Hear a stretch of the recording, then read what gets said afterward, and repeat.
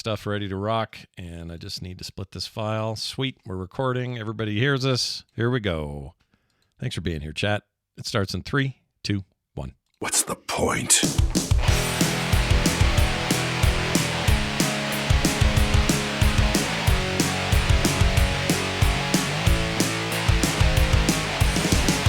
Hey, everybody, welcome to Core. Yeah, that's right. This is Core, and we talk about video games. We're also the only podcast to be the winner as best podcast about video games, as voted by its 3 hosts 5 years running. Every time we get our own vote. I think it's impressive, you know? Yeah. Stand back, all comers. I always threaten I'm going to vote for somebody else, but I never do. No. When I get into that poll, that podcasting poll booth, I pull the trigger that says Bo Schwartz and assume that it makes you have a lake run remotely, which is why I pull it every time. Oh, that's why I have random shit urges. Yeah, that's right. Every time. My streams. Anyway, it's good to see you all. Hope you're all doing well. We're going to dive right in. Before we get too deep, though, I have a message from our friends at Glorious Gaming. This is not a promotion, a paid promotion. This is just something we think is cool, and we want to give some stuff away. So you're like, Scott, what the hell are you talking about? Well, I'm going to tell you right now. If I can open this link, that would be grand. Here we go. So these guys make those keycaps. We all got sets of these. And the latest is this GPBT, can't read, Comic Boom style. These are normally $62.99, but we're going to give away a couple of them today to some lucky winners. Let's see if we can get a close-up here. Look at this. It's like Batman. Yeah, they look pretty good. Look at the font. Isn't that awesome? Yeah. It's all like got that little pointillism kind of styling of the, or what do you call that? I forgot, we had a name for it when I was in school, when we had to create those background patterns. But do 2 shades to make it, yeah, I forgot the name. It was like a, I won't say botulism, but that's not it. Anyway, whatever that was called, it had a name, and we knew it in graphic design classes, and I can't remember now. But anyway, these are really cool. The markered letters look cool. I know, they're awesome, and they also are you take these and you replace your existing keys, so they work with any mechanical keyboard you've already got. Swap them in, think of it as a nice skin or whatever. It's like close to $70 worth of value. We're going to give 2 of these away. Here's what they say: suit up your keyboard with GPBT Comic Boom. Let's see. Inspired by our love of classic superheroes, Comic Boom's paper white keys and custom legends look like they leapt right off the page. I agree. Anyway, so like return is punch, I think, instead of return, which is pretty cool. Punch the keys. That's Sean right. Connery. These are durable polymer keys, really nice stuff, and they're only ever going to have 800 of these available. So if you want them, you got to go get them. You can get them at gloriousgaming.com. But more importantly, right now, you can get them, 2 of them anyway. We're going to give away for free in the next week over at frogpants.com/core contest. That's frogpants.com/core contest. And when you go over there, you'll see a quick form. You just fill that thing out. We will award 2 of you at random next episode. And a huge shout out to Jules and everybody over there at Glorious Gaming for this awesome opportunity. So if you want them, get in there and get them. All right. Oh, it doesn't say punch. It says boom. Oh, boom is return. Sorry. What am I thinking? It's even better. Yeah, it's even better. Yeah, you know what? Even better. I take it back. That's a better way. I was wrong. That was right. Oh, you know what I'm thinking of is there's the bang crash, crash, pal, zap. I mean, there's all these keys that you normally don't care about their names, like delete or page up, page down. They're all replaced by actual cool stuff. It's very rad. Yeah. So go check it out. All right. That's it for that. Let's dive into this week's news. So everything's classic now. I don't know if you guys noticed, but if you're at Blizzard Entertainment, all products are classic. That's just the way of it. And now somehow Overwatch is a classic thing. They're not selling a separate thing called classic. They're basically creating an event in-game that will run for some period of time, which makes it so the game plays exactly like it did at launch. The same heroes at launch, 6-on-6 instead of 5-on-5. This is something people have been asking to have it return, even though arguably 5-on-5 was better for the meta of that game. But it's here. If you were asking for it, brand new mode from 2016. What is new? I think it's only running for 3 weeks. Oh, is that all? Yeah. Are you? Yeah, Are it's you? only running for 3 weeks, so this is like a brawl or an event. It's just some marketing. Are you? Are you? But are you at all Like, interested? notably, Apex Legends is also doing a classic mode, which I was like, Oh, really? what's happened over there that they're allowed to have a classic? But I haven't played the game in a really long time, so who knows? Different maps and stuff, I think, or maybe I it's think just classic might be a fad that's hitting a lot Well, of I games. think a big part started with Fortnite, as it usually does. I think I don't remember how long ago it was. A couple seasons ago, they did Fortnite OG, which was a mini season, which was a release of Fortnite as it originally came out, which was that map, those weapons, with some minor modern day conveniences thrown on top of there.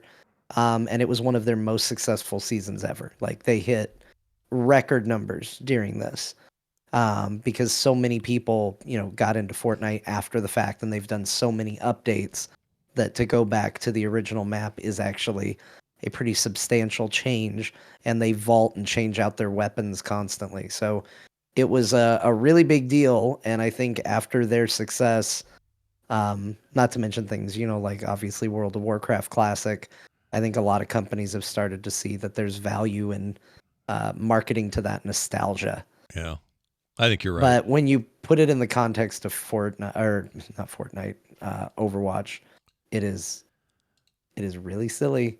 Like it is one of those things where if you think about this just a little bit, it is the most ridiculous thing that you've ever heard, that they took Overwatch 1, changed it into Overwatch 2 on the promises of a bunch of things that they didn't deliver on, and then went, okay, that didn't work.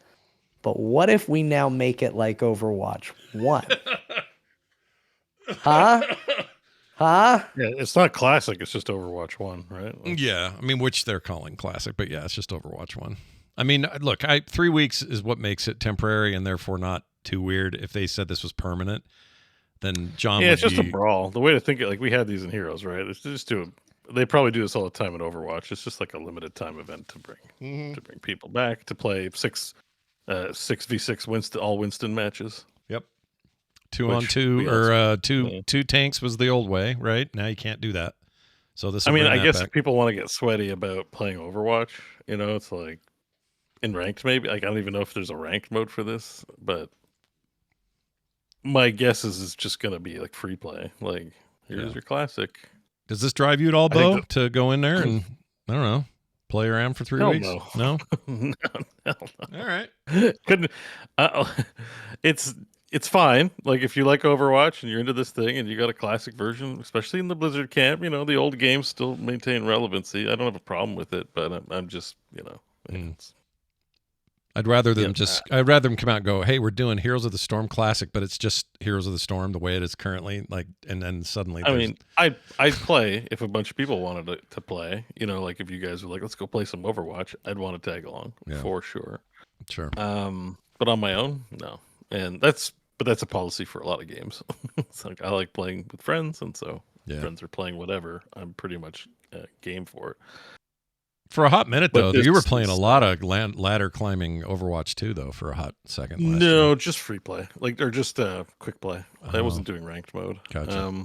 But I played a ton. Yes, I absolutely, had a period where it was really hitting the spot, and I wanted to do nothing but play. But there's lots of games. Just lots of games to play. Yeah. You notice I didn't ask John the same question. I think it's because we all know the answer already. Well, it's because he loves Overwatch so much. Interested in Overwatch Classic? Yeah, if you have any interest in going in there, and usually when you bring up the subject of Overwatch, like John's very nice and measured, and diplomatic. Sure. To me, like the game hasn't evolved. I don't know what you're classicing to.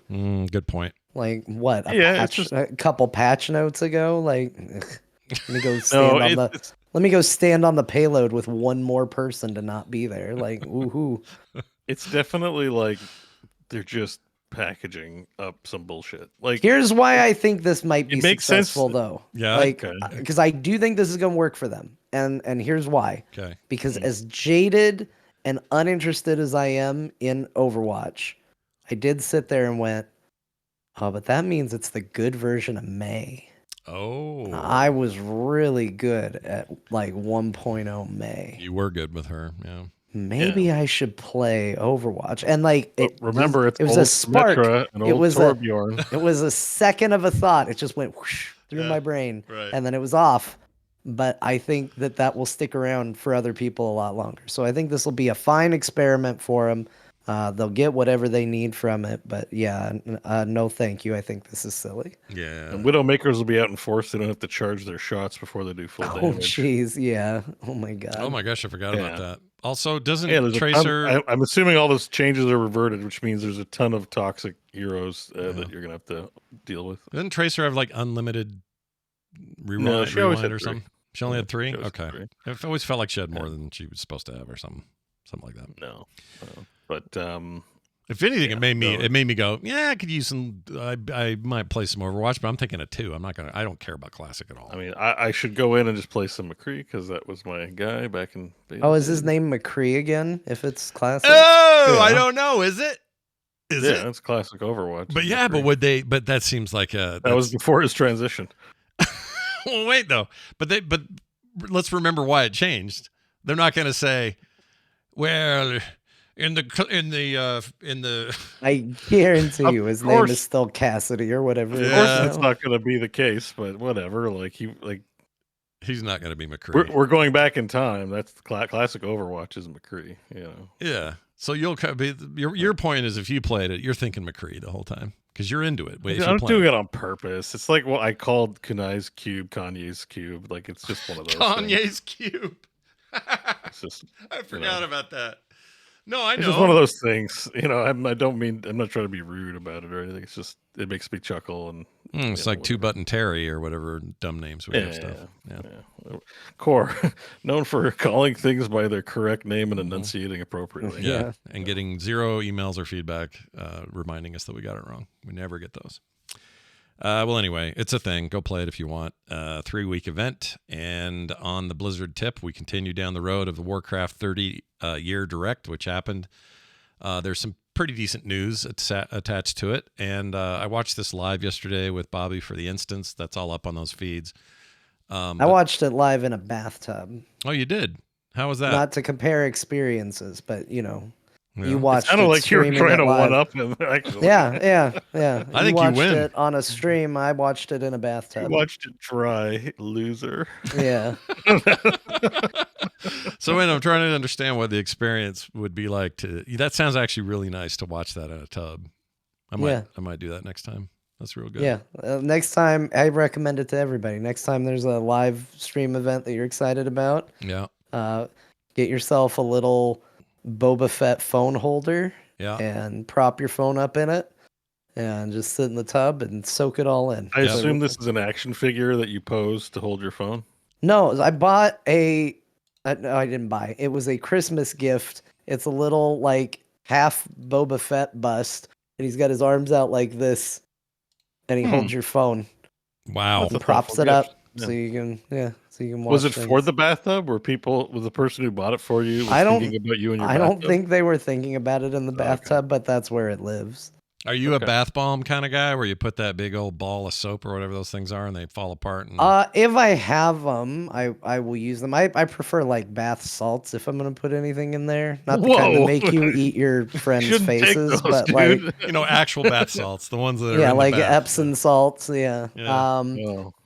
Bath bombs are weird. I bought them for my son because I thought he would enjoy them, and he was kind of like, "Meh."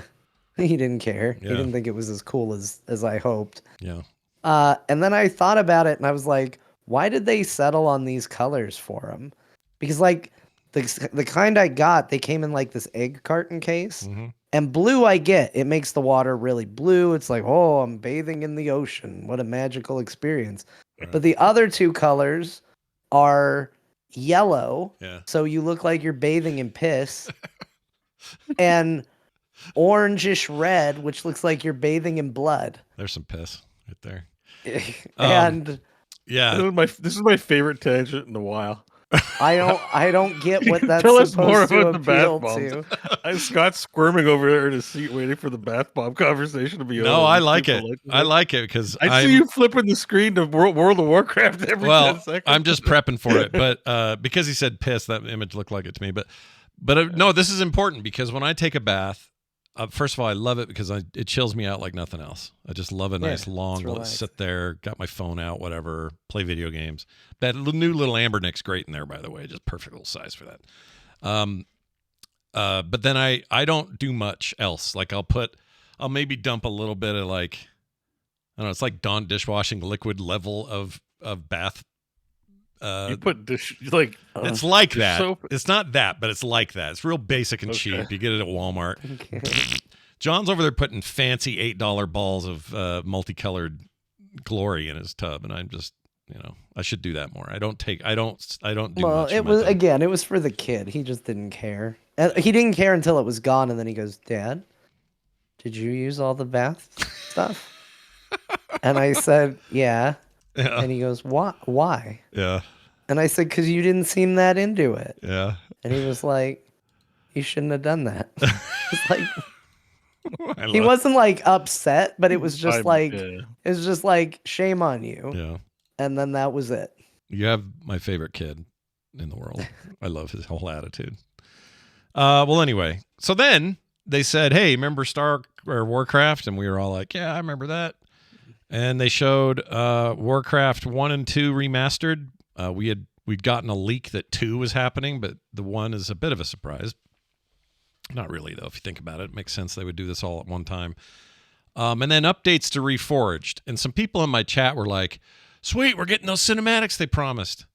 No. And I went, I don't think they said that. And sure enough, it's nowhere in the data for this. However, there are some other changes that have been asked for, and most of it deals with like changing the graphical settings to fit what you want. So if you want it to look like crusty old 03 looking Warcraft 3, you can do that. Same goes for the other two games, Warcraft 1 and 2. They are, graphic options from the original all the way up to widescreen 4K, redone sprites and all that stuff. This, of course, it's not a make good on what was promised for Warcraft 3 Reforged. It's more of an attempted make good with the product they delivered. Correct. I agree with that. Like Grubby had like a meticulous breakdown of what went wrong, and just in terms of PvP business and the graphics. Like you or I playing the campaign or whatever might not notice or care that much, but it was pretty detailed in terms of readability, things like that. Like a lot of his critiques, these guys don't play the campaign; they play the PvP stuff. So I'm guessing a lot of these updates are to please the PvP playing crowd and not the less of a focus on like the commercial campaign product. Yeah. Is my guess. Mine too. When they say "and more" at the bottom, that's what made me think of that. It was like, well, they're talking about under the hood stuff to help the game be more competitive. Kind of take it back from the mess that was Reforged. But when the guy came out and said, "We believe in fixing stuff we got wrong and delivering what we promised," and I thought, okay, so the cinematics thing, because you promised those. You even showed those at BlizzCon, made a huge deal. I saw them sitting at a test computer upstairs. We played exist. it. Yeah. All of us played it together. Yeah, we know what we were supposed to get. And then none of these things were that. So I was just like, oh, okay. I will give them credit for this, though. They have a battle chest now, which has 1, 2, and 3, which includes all the content 1, 2, and 3 ever had. And it's one price, like $30. If you already had Reforged like I did, I didn't refund it. I still had it. Then then you get the other 2 for just the extra whatever's left. They don't recharge you for 3. So I appreciate them doing that. They could have said it was a bundle. Breaking. Breaking news. That's interesting. Bo's got breaking news. I just opened my BattleNet to like check out my Warcraft 3 or whatever. Yeah. And look what popped up on my BattleNet. Let's see, Bo. Can you show us? Screenshot in the Discord. Oh, let's take a look. Oh. All right. We got what? What's a BEAU doing in my BattleNet? Well, it's because it's all, Microsoft now. There we go. Goodbye, BattleNet.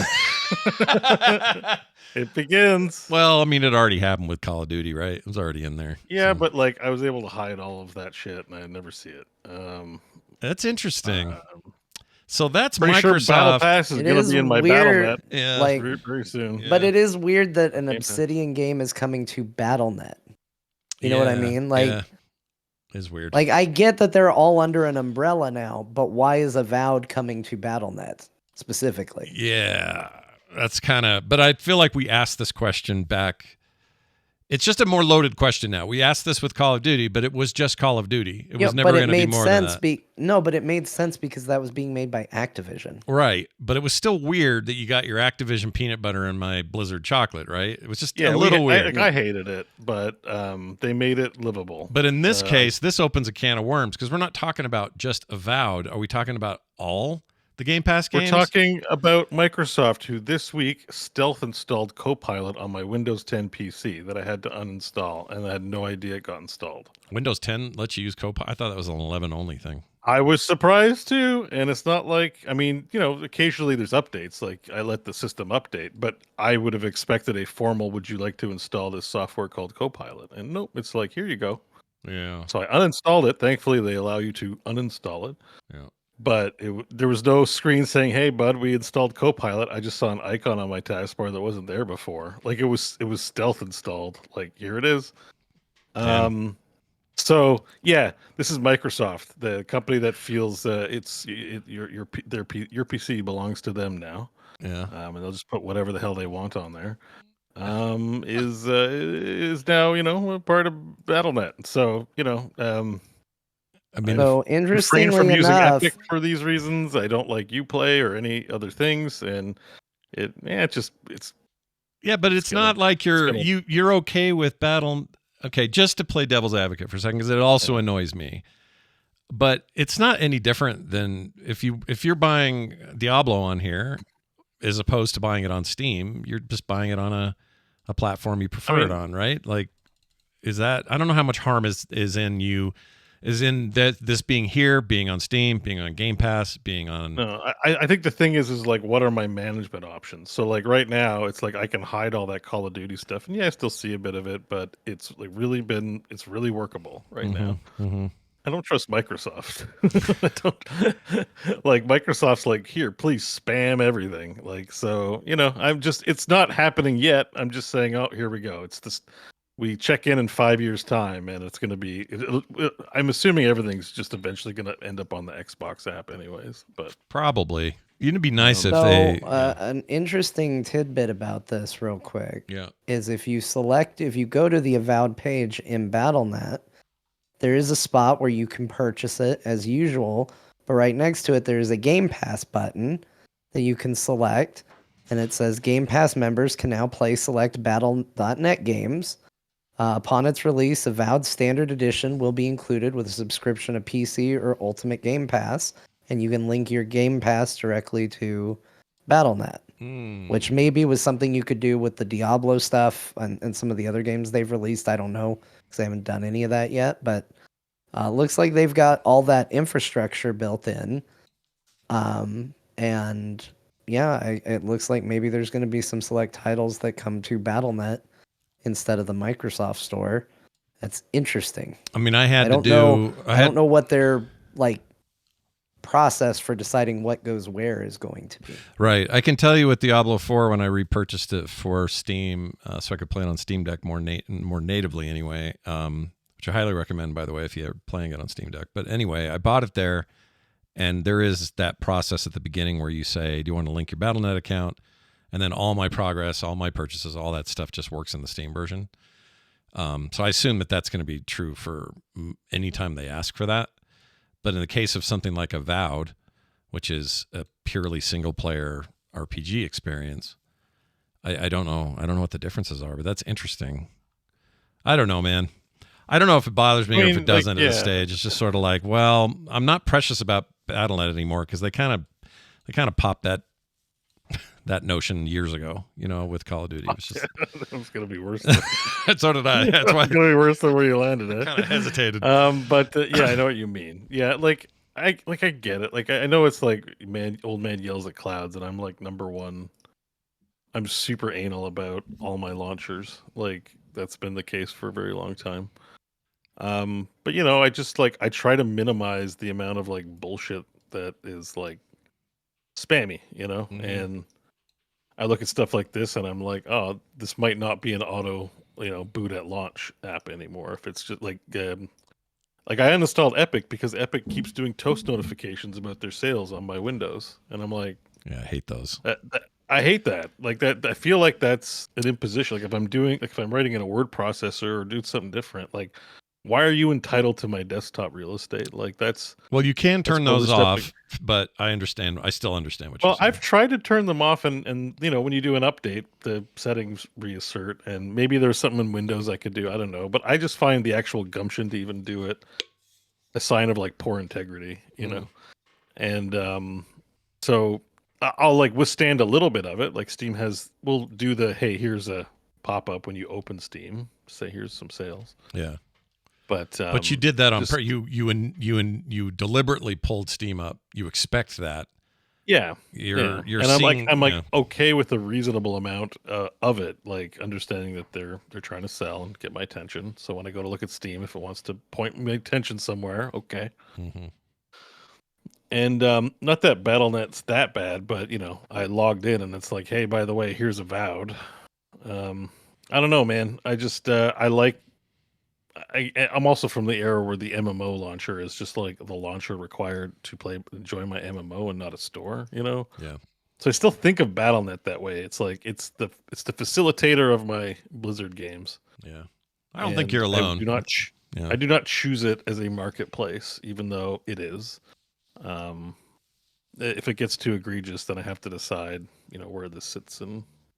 It goes with the age-old thing where stuff gets chipped away from what we think of as Blizzard, not dominance, but like this weird rarefied place they hold in gaming, and when their stuff changes, we're like, wait a minute, what are you doing? Get out of here.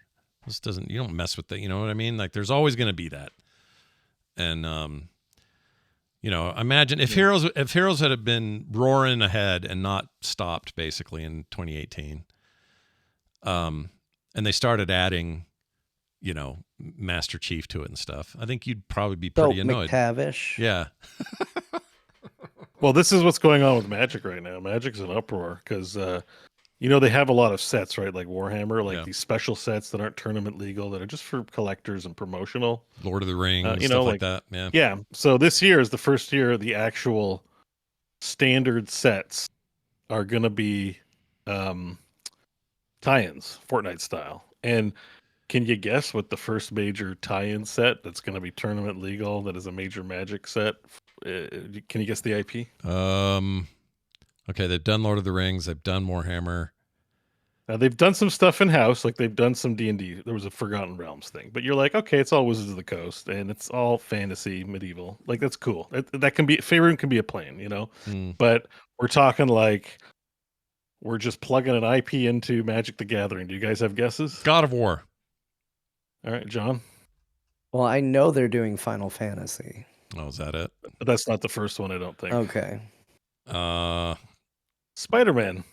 Nice. Now he's in. He's all in. Hold on. They're doing Final Fantasy and Spider-Man. Am I a Magic the Gathering player and I didn't realize it? You are now. Holy shit. You know, I guess I'm in. There's a party that looks and it's like, well, it's just a game and whatever. But there's a party that goes like, there's a metaphor to the thing, right? Like you're two planeswalkers, you have a spell book, that's your deck, and you sling spells at each other. And that's kind of the fantasy. And we go to different realms and use the magic of those different realms. And then it's like, okay, now we're just I'm going to cast Green Goblin. Have you considered that Spider-Man spins a web of any size? Oh, shit. Yeah, listen. Of all the multiversal planeswalking superheroes, I know that Spider-Man fits the bill. It's almost a really good choice. Yeah. But it's the beginning of this new thing that is commercial tie-in The Gathering and not Magic the Gathering. Do we blame Fortnite for this then? Because Fortnite I feel like started this. It feels like they're doing Spider-Man and Final Fantasy. I feel like you blame me for this. Well, maybe it's all the stuff you love, and you're playing, and you play that game. They're good. It's for me. Like I've taken over, clearly. Oh, apparently also they're doing a SpongeBob set. Oh, never I wasn't mind. It's 100% not sure for me. about that one. That's an offer, John. The point is, it's like, you know, there's going to be people that love it. In fact, it might do gangbusters. Yeah. But I'm always going to be someone that hates that stuff. You know, like Yeah, that's never going to be for me. It's not that like if someone's happy with something and people are making money, everyone's, you know, great. Like I'm just going to look like the asshole, but I'm always going to hate that stuff. Well, okay. So you have a accepting appetite for a bunch of Blizzard IPs crossing over into something like Heroes or even Overwatch or however, whichever direction. About the StarCraft announcement in Hearthstone too. I'm not gonna lie, but that's a good. But I figured that's the beginning of the end. Pretty soon it'll be Fallout in Hearthstone or something like that. You know, that's coming. You think so? You think they're gonna cross over? Microsoft and them? Yeah, absolutely. I'm shocked. You know, it'd be a great idea is like Halo in there. Yeah. I mean, StarCraft makes sense to me because it's in house. But you're right. If they start putting Fallout, you know, New Vegas cards in Hearthstone. I don't even play Hearthstone, but I would be just like, really, like, what are we doing? And then it's before, just like when you make a game, there's like a thematic, like there's an aesthetic, like tying together of things, right? Like Monopoly is about business, but you know that's only going to sell for so long, and they want to just plop novelty in it, and then you get like Star Trek Monopoly, or it's true, the thousands of versions of Monopoly that have a product tie-in in order to move boards, and some of those can even be great. Mike has a Star Wars Episode 1 Monopoly that is unopened and unplayed that I really wanted to play a few weeks ago, but he wouldn't because he said Monopoly sucks, and that's so sad. He won't let you open it, though? Is he trying to keep it? Well, it's open, but he just said, let's play better board games. I used to have Star Wars Monopoly, the PC game. It was great because they were all animated. Oh, that'd be all right. Yeah. I like digital Monopoly. John's onto something there. And I don't mind those crossovers there, but you're right, Bo. Like if I go to Target right now, there are 50 Monopoly boxes. Here's Mario. Here's World of Warcraft. I have a World of Warcraft one somewhere in the house. Someone gave me, but then all these different things. It gets so far away from what the point of the game was in the first place that it just starts to feel it's the cheapening of things. And yeah, like this is all part of the overall enshittification. I know that's mainly used in internet parlance for internet services and software, but it's part of it. It's part of like, we made this game, it's great, but we have to have some kind of churn and novelty to drive interest, sales, growth, etc. So that's the kind of thing that's going to spark hey, there's Lego in Fortnite. I got to check this out. You know, like, so yeah, it just sucks because, like, as you know, from an aesthetics standpoint, it's like this game should kind of just be this. I'm not even mad that there's like ways to modify it in some cases. I don't know. I just hate it. Like, I like that things like have this like unity and is going for some verisimilitude. Like it is this thing and of this thing. Yeah. And it's the old way, and we're all stuck in it. And I agree with you. When they're tasteful, maybe they're not bad. Like StarCraft, like I get it. This is Hearthstone's like a Blizzard celebration game. Yeah. When I log into Hearthstone, I'm not like, I really believe I'm in a tavern in Azeroth playing Hearthstone. So it's like whatever, right? Yeah. But I don't know. When you start putting Spider-Man in your medieval fantasy game, like it's just kind of, and it's not like, I don't even mind gimmicky sales things or fun things, but like. This will be you're just fundamentally changing the identity of the game, I feel. I just think there's a ton of money in it, and that's the problem, and that means it's not going to go away. Well, kidding aside, like I have no interest in, I'm joking, but I have no interest in Spider-Man and Magic the Gathering, but I will say I'm definitely going to be getting some Final Fantasy Magic the Gathering cards. It is 100% going to happen. But you don't play Magic. Like, what are you going to do with those? I'm going to have them, Bo. Yeah, you're going to keep them. You're going to have them. You're going to open them. I'm going to own them. That's right. What a lot of people who own Magic cards do with them. Have them. I have stacks of Magic cards over here that I don't play. I've never played, but I have a bunch that just I get over the years. See?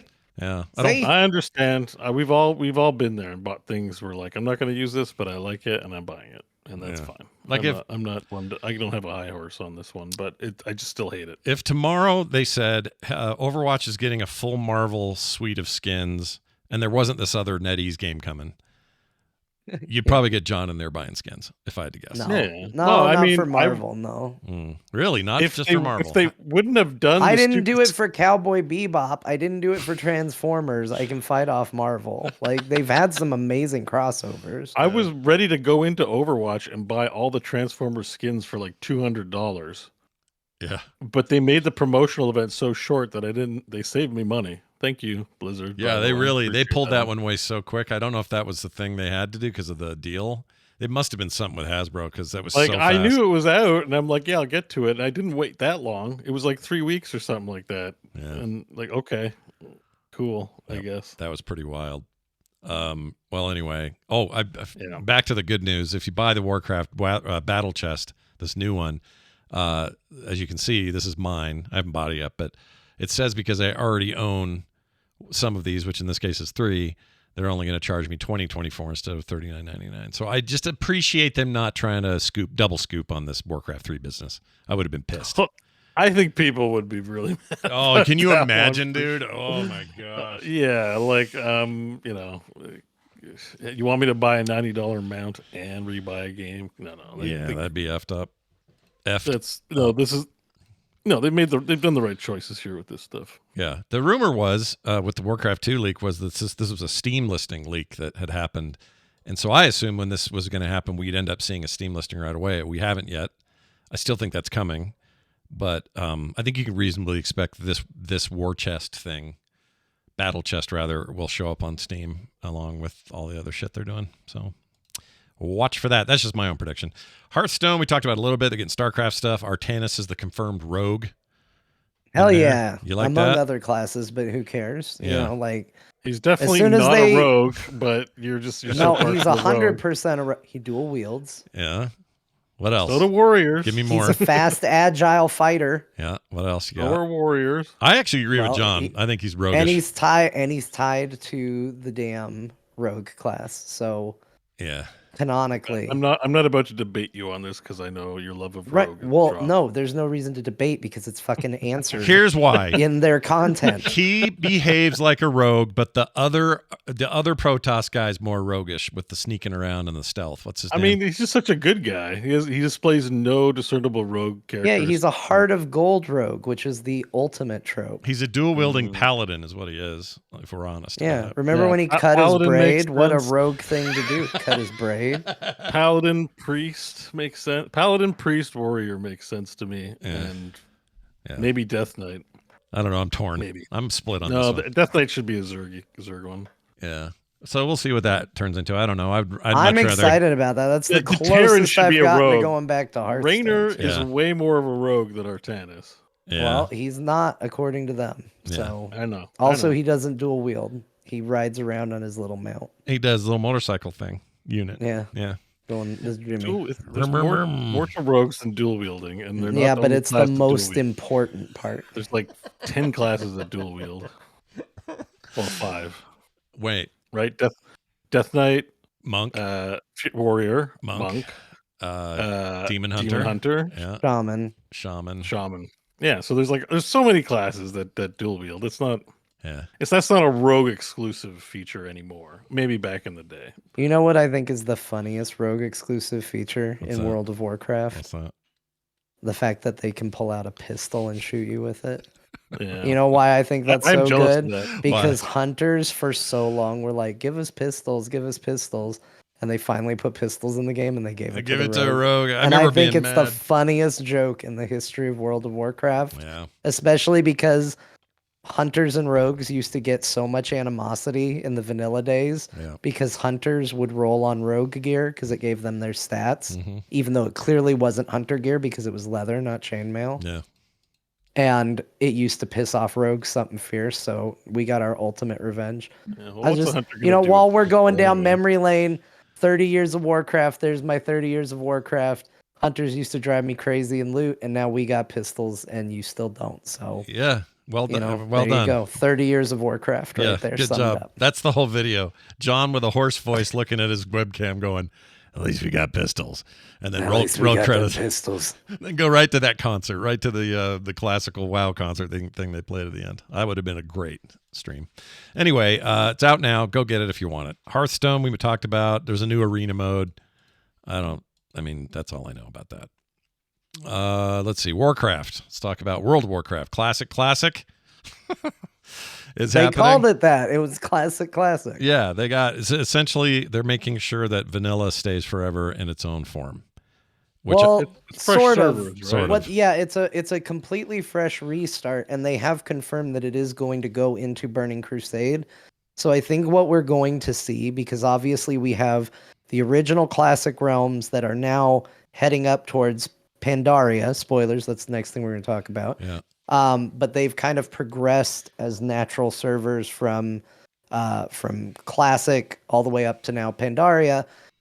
Now they're restarting brand new fresh servers again, but it's not that these are going to be evergreen classic servers. I think they're going to go through the same thing.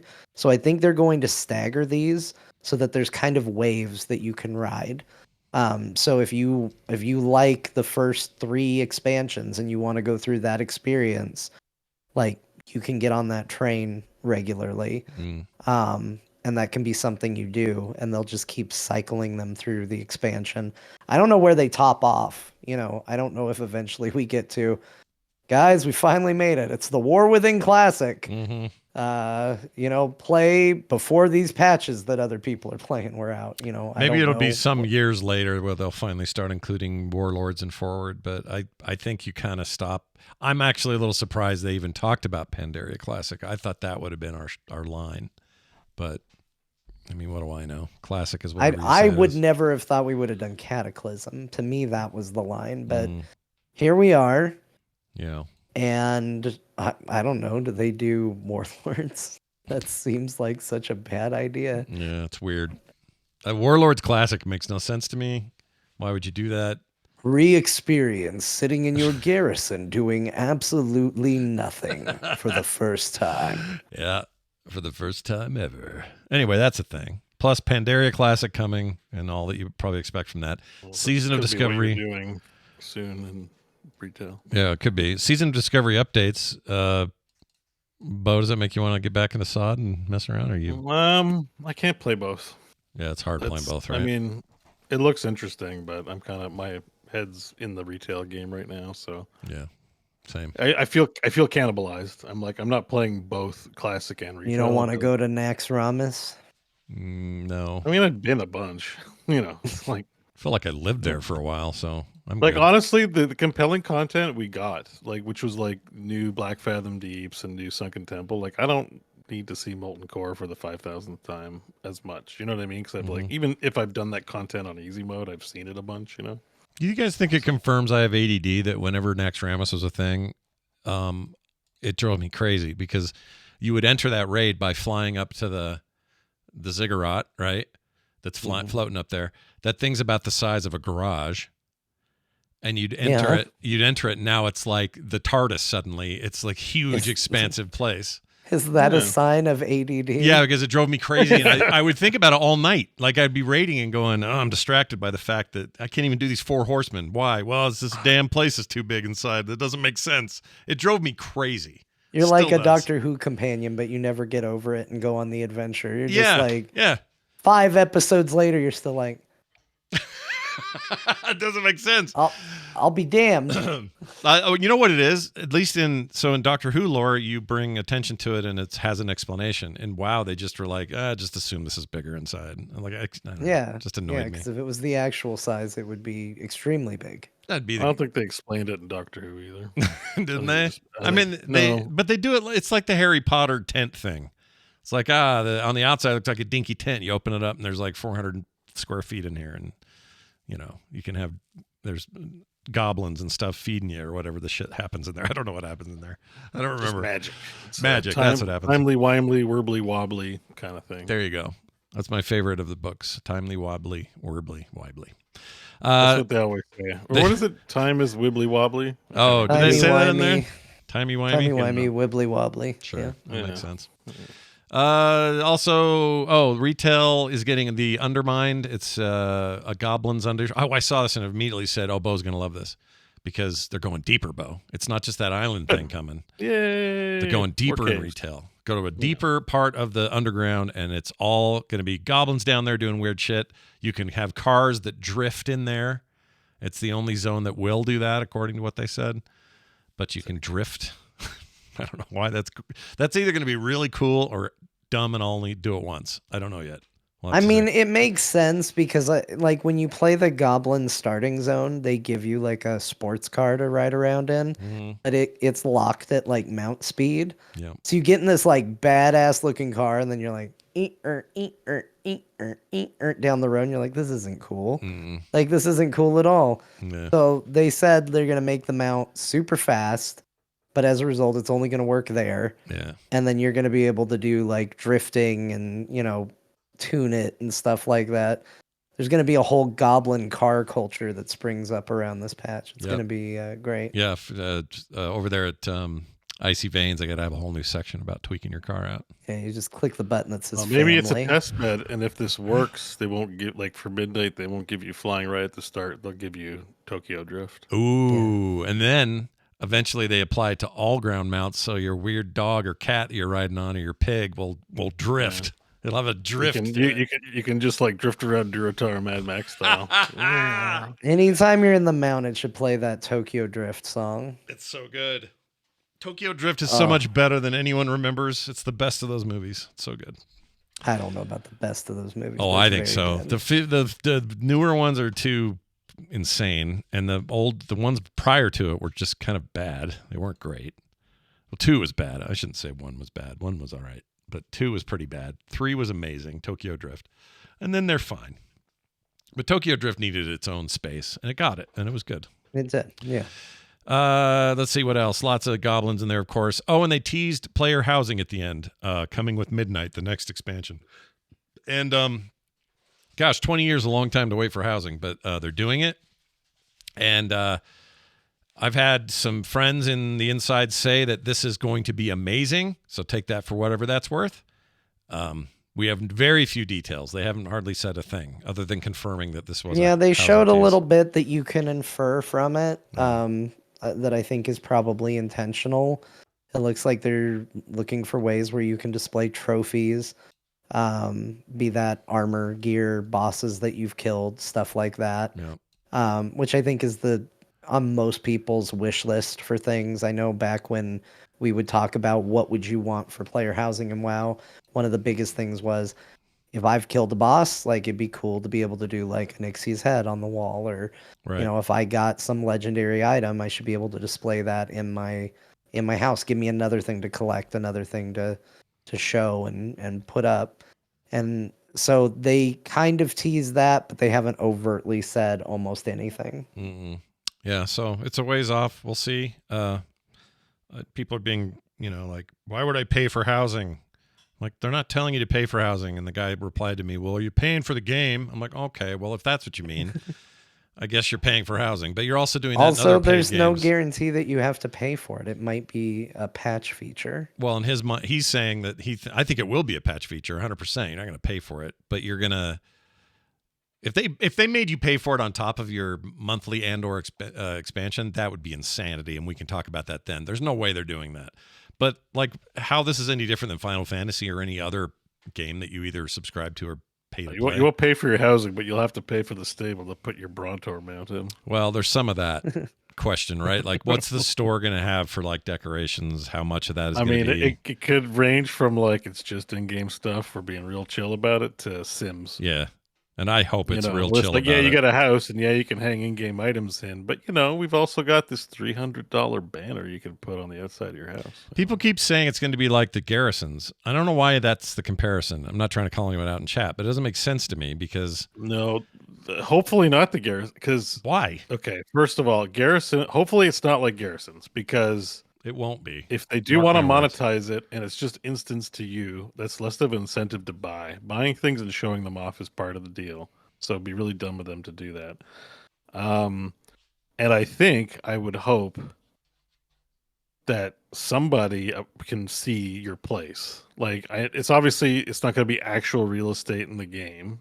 Could be like So Final like Fantasy that, the way they do it. Maybe they'll do it the way John's house is. In I've there. seen like the hopeful thought that it could be guild, like everyone in your guild shares a locale where your house is going to appear or something like that, potentially. I don't know, but something like that. My guess is it's probably just going to be instanced, and that's not going to be that great. Like I've done this, and it's called in Black Desert, and you can buy things for your Black Desert house. Mm-hmm. Nobody can see it unless you invite them to a party and invite them over to your house. But that's weird. I don't think they're. I don't think I'm ever going to be like, hey, do you want to get in my party and come into my house? Right. And see what I got in my house. Like that just seems. I think it seems like not something I'm going to do. It's really simple to let people see your stuff without being able to interact, take it, or move it, or break it. So they'll probably have some way of doing that. No, it's not going to be like that. Yeah, I honestly have no idea how they're going to do it. I have some hopes. I hope it's mostly a cosmetic experience that I get to customize the hell out of. I liked how WildStar did it. It'd be cool if they did something similar to that. I hear the most recent expansion for Guild Wars 2 has really cool housing now. I haven't seen any of it, so I can't speak to it.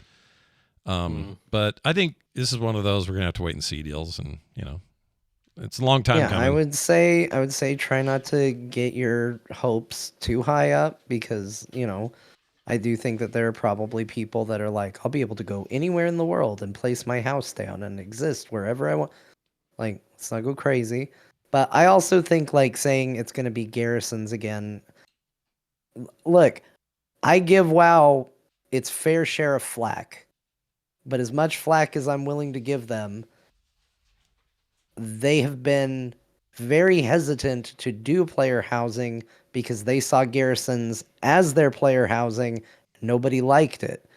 It would be incredibly stupid for them to just do garrisons again to pretend to be player housing. They know it didn't work the first time. There is no way they're going to just do that again. Yeah. So, I mean, sure, well, could it happen? Yeah, anything could happen. Mm-hmm. But like, I would not put money on that because there's no sense in them doing it because it's a lesson they've already learned. Plus, garrisons were dumb. They were just, and by dumb, I don't mean that the concepts around the gameplay and the progression of that expansion were dumb. Some of that was fine. It was that these are all the same. The only distinguishing factor was whether you were Alliance or Horde. And then it's just like, well, same fence, same buildings. You had certain reagent vendors, because there was this whole mini game of to get certain reagents for my profession. If I didn't have that vendor, I had to get into a party and go to their garrison. Yeah, that's lame. And it's a bad design. It was just annoying. Yeah. No, I know. Yeah. I don't think it's going to be like that. I think it's going to be a cozy home sweet home kind of deal. I don't think it's going to be this giant marketplace. Yeah. Full of stuff. Who knows? There'll probably be stuff in the store if I had to guess, but I'm also guessing that most of it will be in game and earnable and craftable, and buyable off the auction house, things like that, because it fits within the game structure as it already is today. And if you just look, I feel like most of it will be in game. It wouldn't put it past them to have a few premium items potentially. Yeah. And everybody always goes, well, they did the $90 mount. No, I know. It doesn't mean you're going to go buy a bed for $90. Maybe it does. I don't know. Maybe I'm. Well, it's just going to be a few premium items. Like, I think you're right. It's going to be profession items. Like, it gives a reason for crafting. Yeah. Final Fantasy sells housing items. I'm sure Elder Scrolls does too. They do. Yeah. They all do this. Yeah, that's the other thing, is it's easy to get into a vacuum and say, oh, they're going to charge. Well, yeah, the industry's shown that people buy stuff for their MMO housing. And the fact that Blizzard took this long is a little crazy. But just don't put vendors in there. Like that was the gameplay mechanic of garrisons. It was fine that it was your own little place you built up, but they had mission. You can send people on missions. They had quests in there that you have to go fight and defend. And they had vendors, and just make it about the house. That's it. Like, don't put any of that gameplay there. Just put that out in the world. And give me lots of options. If I'm a night elf, let me do night elf shit in there like crazy, purple and blues and all. That's the thing. They might have a lot of different baseline places to choose from. You can live in Teldrassil, or you can live in Undercity. Like, they showed like kind of a a foresty house, you know, Yeah. like a log cabin. Yeah. But maybe you get a little grotto in Ironforge or something like that. Or What's the town? in What's Orgrimmar. the Alliance town where everybody goes and has fake sex with each other? Goldshire. Goldshire. What if this is just all an elaborate attempt by Blizzard to get everyone out of Goldshire? Fake sex, it's ERP. Yeah, but what if they get them out of Goldshire and they just go to their own little private Oh no, residences? this is huge for the ERP community. They're finally gonna have private places to make their avatars hump each other. Yeah, do it. Get in there. Get the F out of Goldshire and go. But also, isn't this just like one server has this problem? And if you can have public they'll still be in gatherings, you Goldshire. can bring in a whole bunch of people. Like you can have a whole brothel. Yeah, you could do a raid. You can have a raid ERP. Yeah. Bo, look at it this way. Like, you can't spell they're GURP. still going to be in public places because that's where they got to advertise. Well, sure. You know, that what's happening. But you can't spell GURP without ERP. Just think of that for a second. That's true. Anyway, that's coming. We'll see more as You're we the get closer. G in ERP. That's right. ERP is coming to World of Warcraft. Looking forward to it. Import your chat VR characters now. That'd be great. Optimus Prime humping in your house, and wow, wonderful. Let's move on to some, let's see. Oh, there's some news that isn't Blizzard related because why not? If you waited on the OLED screen version of the very popular Steam Deck, then good news. If you were holding out for a white one, because now you can get a white one for a while. Limited edition thing. They're going to do them from November 18th. They didn't say how long. Or did they? Probably till it's sold out. Probably till they're out. Be fairly quick. Good point. This is the higher end LED or OLED rather model of the device, and it looks real pretty. Would be super dumb for me to do because I got the OLED version, the exact same thing, but it's not white, and I don't think I want white because they get dirty. You could buy it for a friend. Well, that's true. It's not the same. I won't, but I could. Yeah. Okay. I mean, if I had, not telling you who, but you could just buy it for something. If I had $700 laying around, John, I would buy you one of these. I would totally do that for you. Thank you. I really would. Appreciate it. 100% would. Do you have a Steam Deck, John? I do. I do. He has the older original. He just wants. Scott's like, if I had the money, I'd buy it for you, and you're like, you're not saying, well, I already have one, so I don't need it. No, you let him buy it anyways. No, don't turn down a free meal, man. Even if you ate. Yeah, if you just ate, go ahead and take more nuggets or nugs, as we were saying earlier. Yeah, take the nugs home, man. Anyway, it's nice though. It looks great. They're doing real well with this thing, and I also appreciate that they're not just force everybody into a new device every year. They're more like going, yeah, we think this has long legs. It's powerful and good. We're going to keep making these, and occasionally we'll have a special edition for those who maybe have been on the fence. But they're not like every year going, oh, you're obsolete. You need the next one, which I like that about what they've done so far. We'll see how the future goes. Stellar Blade coming to PC in 2025. If you avoided it on PlayStation 5, which sounds like a lot of people didn't, it sold really well for them. Yeah. You can now get it on PC. I avoid all games on my PlayStation 5. Yeah. Honestly, that's been kind of my issue with it. Is I played it, I really liked it, but I just so rarely move over there and play on the PlayStation 5 that I haven't spent enough time with it. You know, it's a game I did really like, but I just don't ever go over there and play on the PS5. Yeah. Same reason why I haven't played any of the new Final Fantasy VII Rebirth. So. It coming to PC is good. Yep, it is good. I think that's great.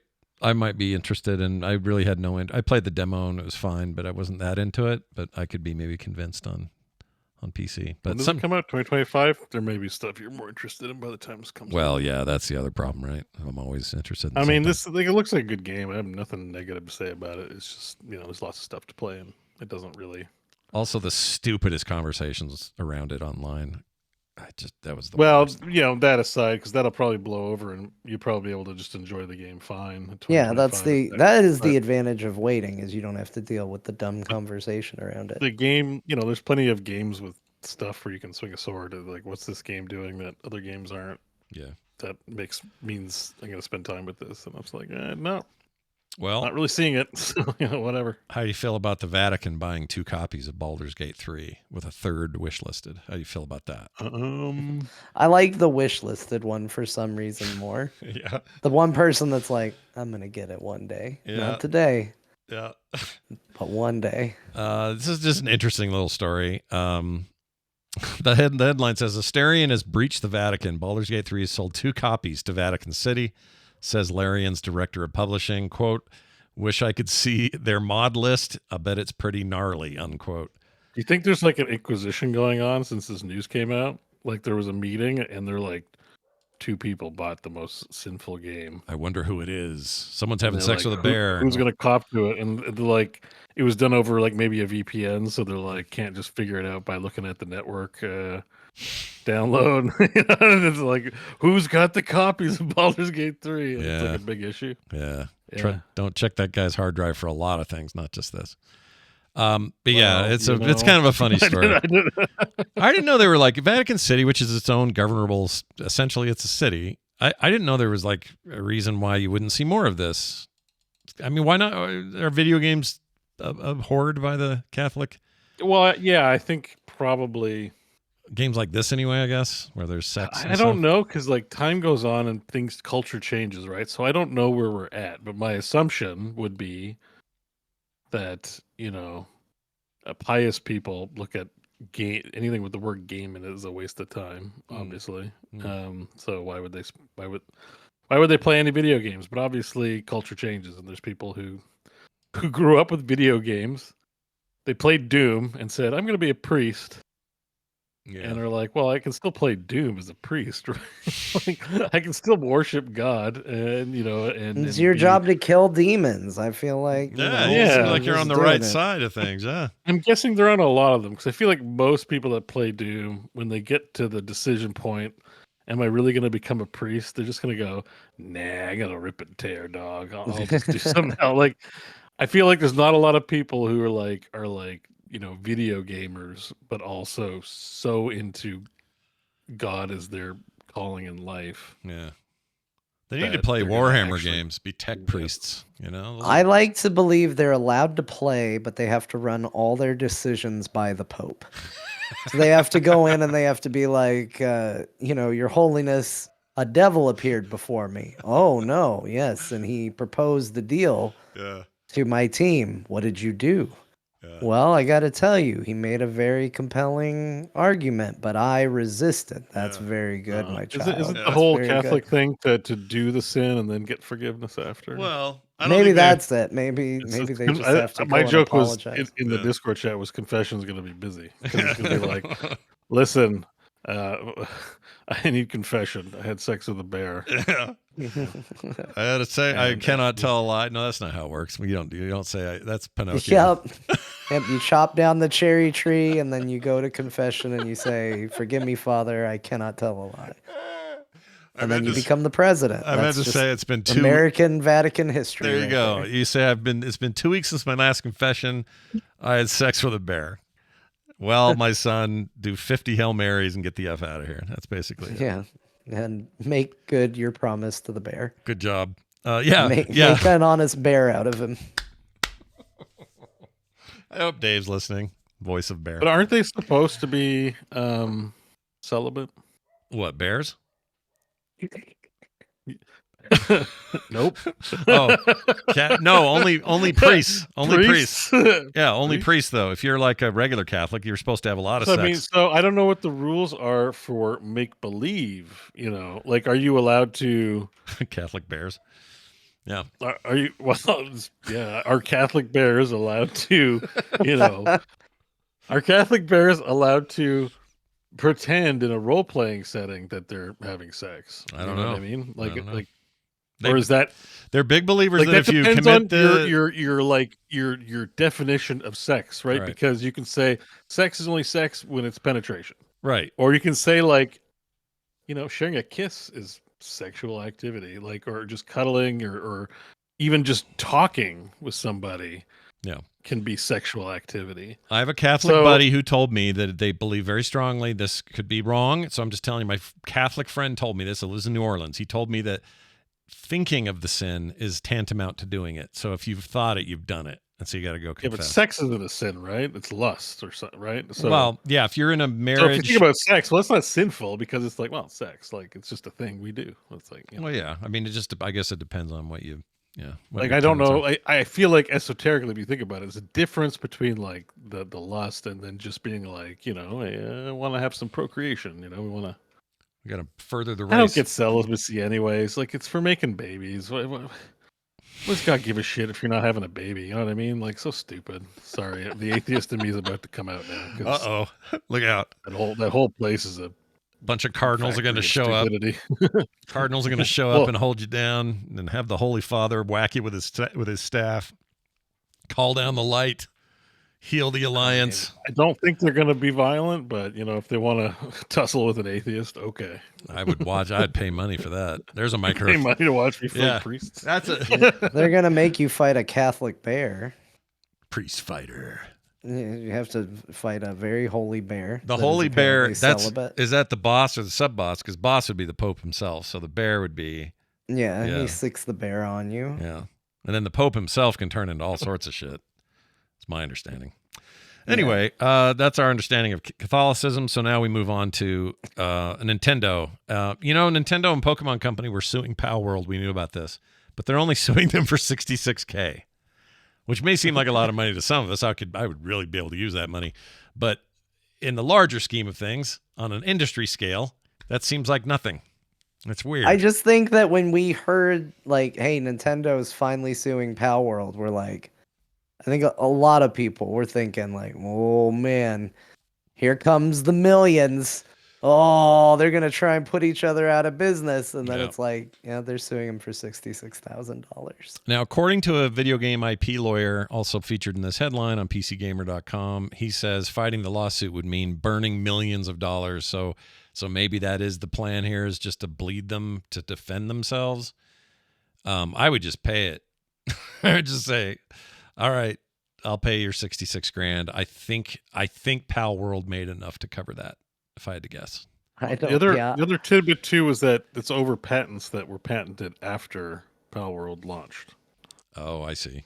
Oh, yeah, weird. That's a big part of it, is because it's damages from the time that it was filed. Oh, okay. There's nothing here that was patented before, and it's of course the generic shit like throwing a ball at an animal in a field, and it's like, Jesus, I should have thought of that when I was a kid. I could have gotten money from Nintendo instead of the other way around. I should patent shitting in games before somebody actually makes a game about that. That's right. You're making one. When a brown circle exits an orifice from a character's buttocks, you owe me 10 cents for every game sold with that if you make that. That happens in circles. There's a bird doing that. Different kinds of circles. Crazy Climber has birds doing that. So I don't know if they locked that down or not, but. Yeah, part of the satire of that, John, is that it's a badly written patent. Oh, I see. Oh, okay, broad and covers a lot of stuff. Like, if I'm specific about turd sizes, then it could be dismissed. So I just gotta say circles. Yeah, look at me already looking for loopholes. Yeah, exactly. The judge would say the jury is requested to please ignore the girth of the turd in question. Strike it from the record. All right, check this out. So I'm sure glad we groused about the $66,000. The whole internet community is like blah blah blah blah blah blah blah blah blah about effing nothing. Yep. Turns out it's really tiny. So we'll see how it goes, though. We don't talk about MK1 very often, the game or the characters that they've been introducing slowly and steadily since the thing came out. I think it just got a little buried in the news. John played it. You liked it, but it was just like, I've been playing a lot of Mortal Kombat. Maybe I'll come back to this. My had performance issues right out of the gate with it.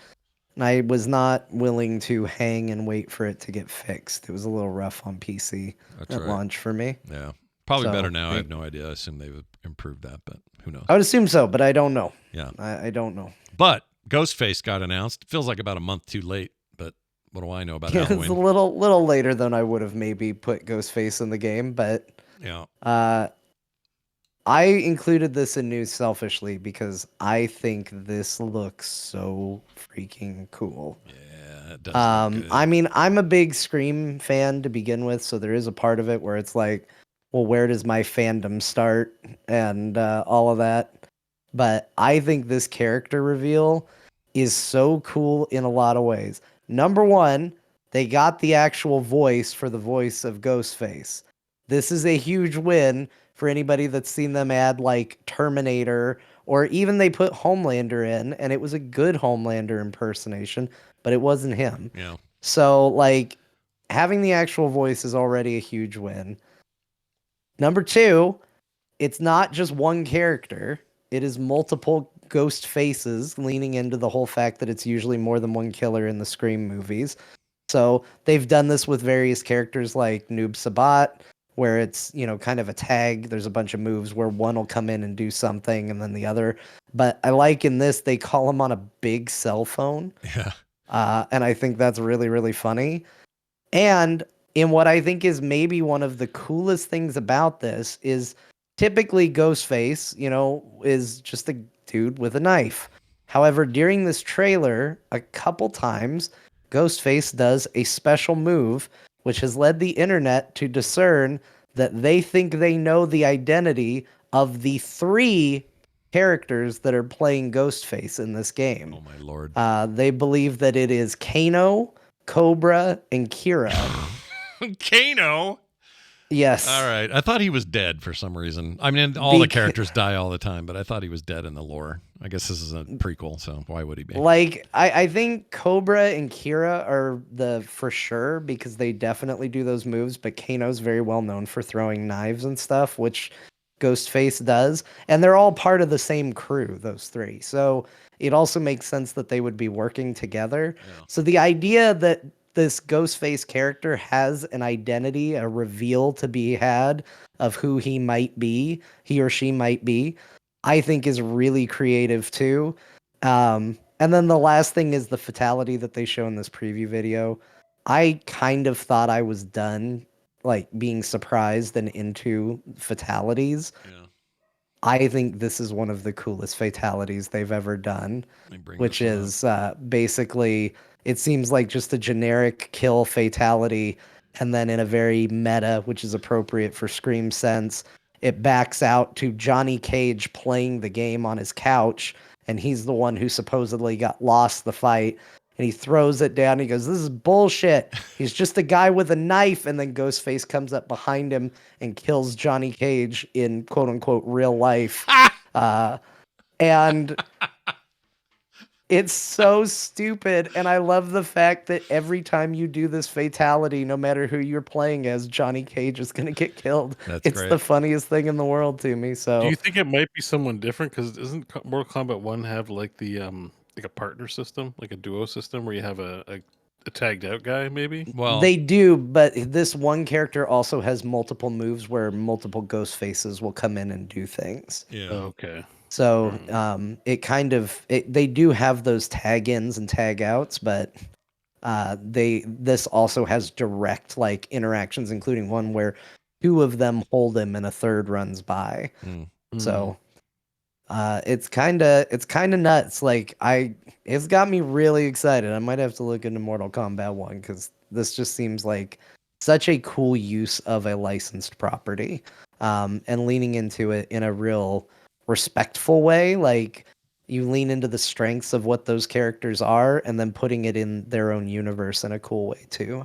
Ghostface never made it into Fortnite. Feels like an easy one for them.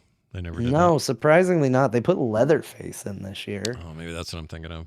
Yeah, and There's Jason's a in it. Homelander and Omni-Man in there, right? Yeah, Yes. Yeah. And they got Peacemaker, John Cena in there doing his thing. When's the complete edition coming? Yeah, Bo was saying this Yeah, in that is Discord. probably what I should do, is wait for the complete edition at this point. At this point, we're Gotta be close. to a complete edition. Right now, Yeah. all the deal. Ooh, they got a lot of DLC in this one. Well, the DLC is mostly characters, and I don't know if the complete edition will be all characters. Maybe it will. I don't know. It usually is. It usually is, yeah. That's what I think I'm waiting for that, but I wouldn't mind getting back in there.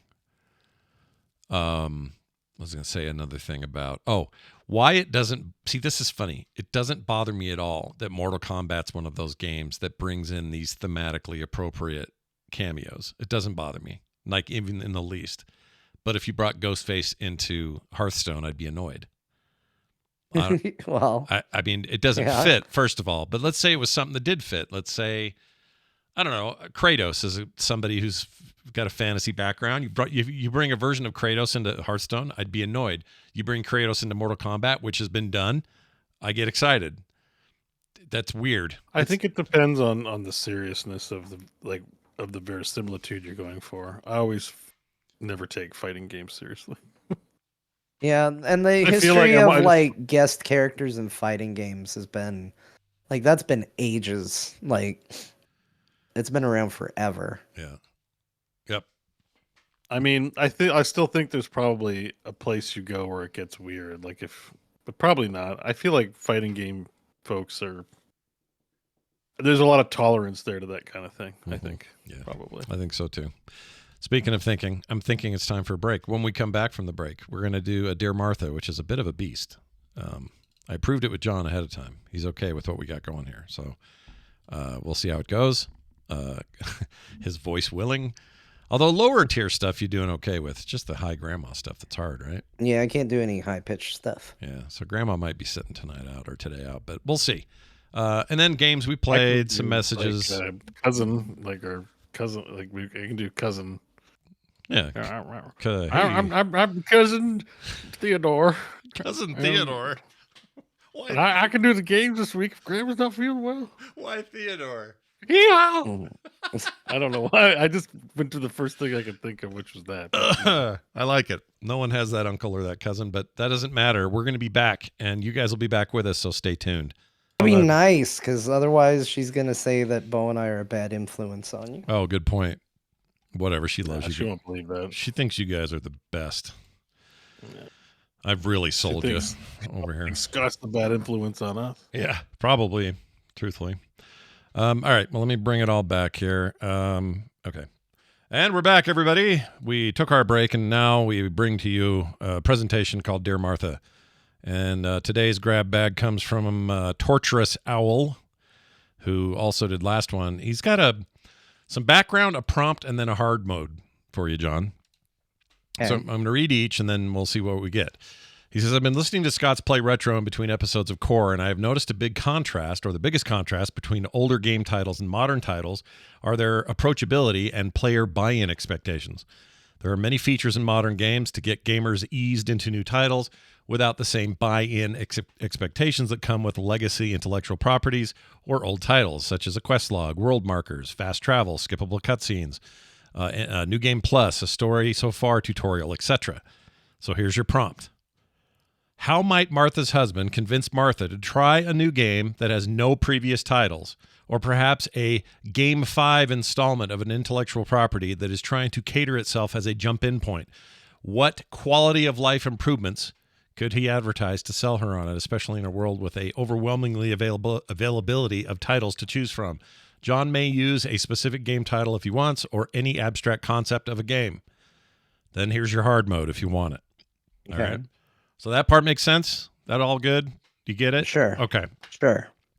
Someone, here's the hard mode. Someone made a wish using the Dragon Balls to make Martha and her husband young again in order to help them look at the game with fresh eyes.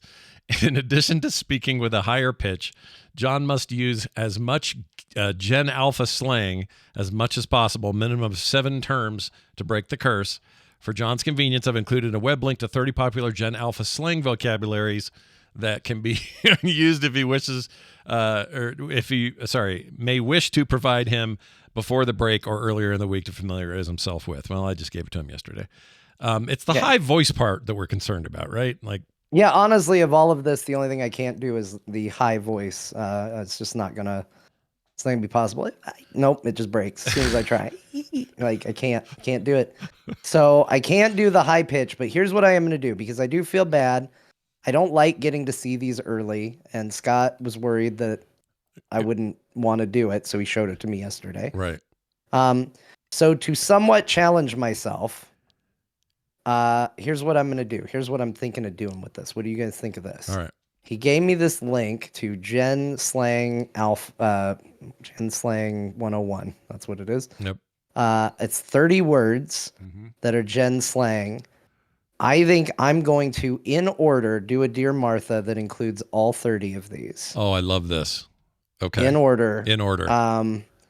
And that's what I will do as the attempt. It might be a little slower than normal, because I'm going to be 100% honest with you.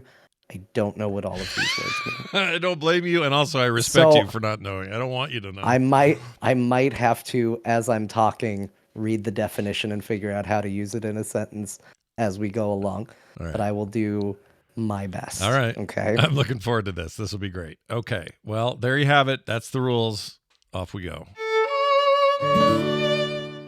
My dearest Martha, I write to you today because, well, I've been turned young.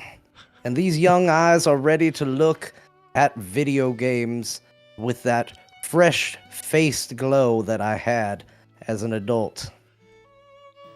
Now, Martha, I know that you would describe me as an 8 individual with max stats in the Riz department. And while I don't want to call you Delulu or anything about it, I'm no skibbity. I'm in fact a Sigma with much drip. I'm straight bussin'. And Martha, when I look at a new video game that I just can't wait to sink my teeth into, I think this game is got. I hate this so much. Now, I'm over here mewing a little bit as I'm trying to figure out what I'm going to say about this video game. No cap. Yeah. I'm serious. Because most video games have a lot of buy-in, a lot of extra things you have to do, a phantom tax if you're going to get into those video games. Yeah. Look, that might seem sus. I understand. But if a video game's going to be the GOAT, then it absolutely has to have all of these features. Bet. Now, a video game with too much DLC, it's basic. We don't need it. Yeah. But a game that comes out and has everything for you without having to invest too much, it's giving, Martha. That's a game that's a bop. Uh-huh. Overwatch, cringe. It's cringe shit. But a game where you have to just put it in and play it, no DLC, no downloads, straight fire. Now, I know my takes sometimes get described as big yikes. But Martha, let me tell you, I've had a glow up in recent years, and I don't mean to flex my knowledge, but I'm ready to slay when I talk about video games. This isn't an Ohio Dear Martha letter. Fuck Ohio. This letter, Martha, is awesome. Eat. Anyway, I know we're going on a bit too much, and I should really just focus on the game, period. Period. Because we're going off topic, which is a little bit of ick. But I gotta tell you, this video game, it's lit. Yeah. It's not mid, Yeah. it's a big W. And that W turned upside down is an M for Mario. Super Mario Brothers, Martha. Get it. Wario. Yours in this life and the next. Big L22.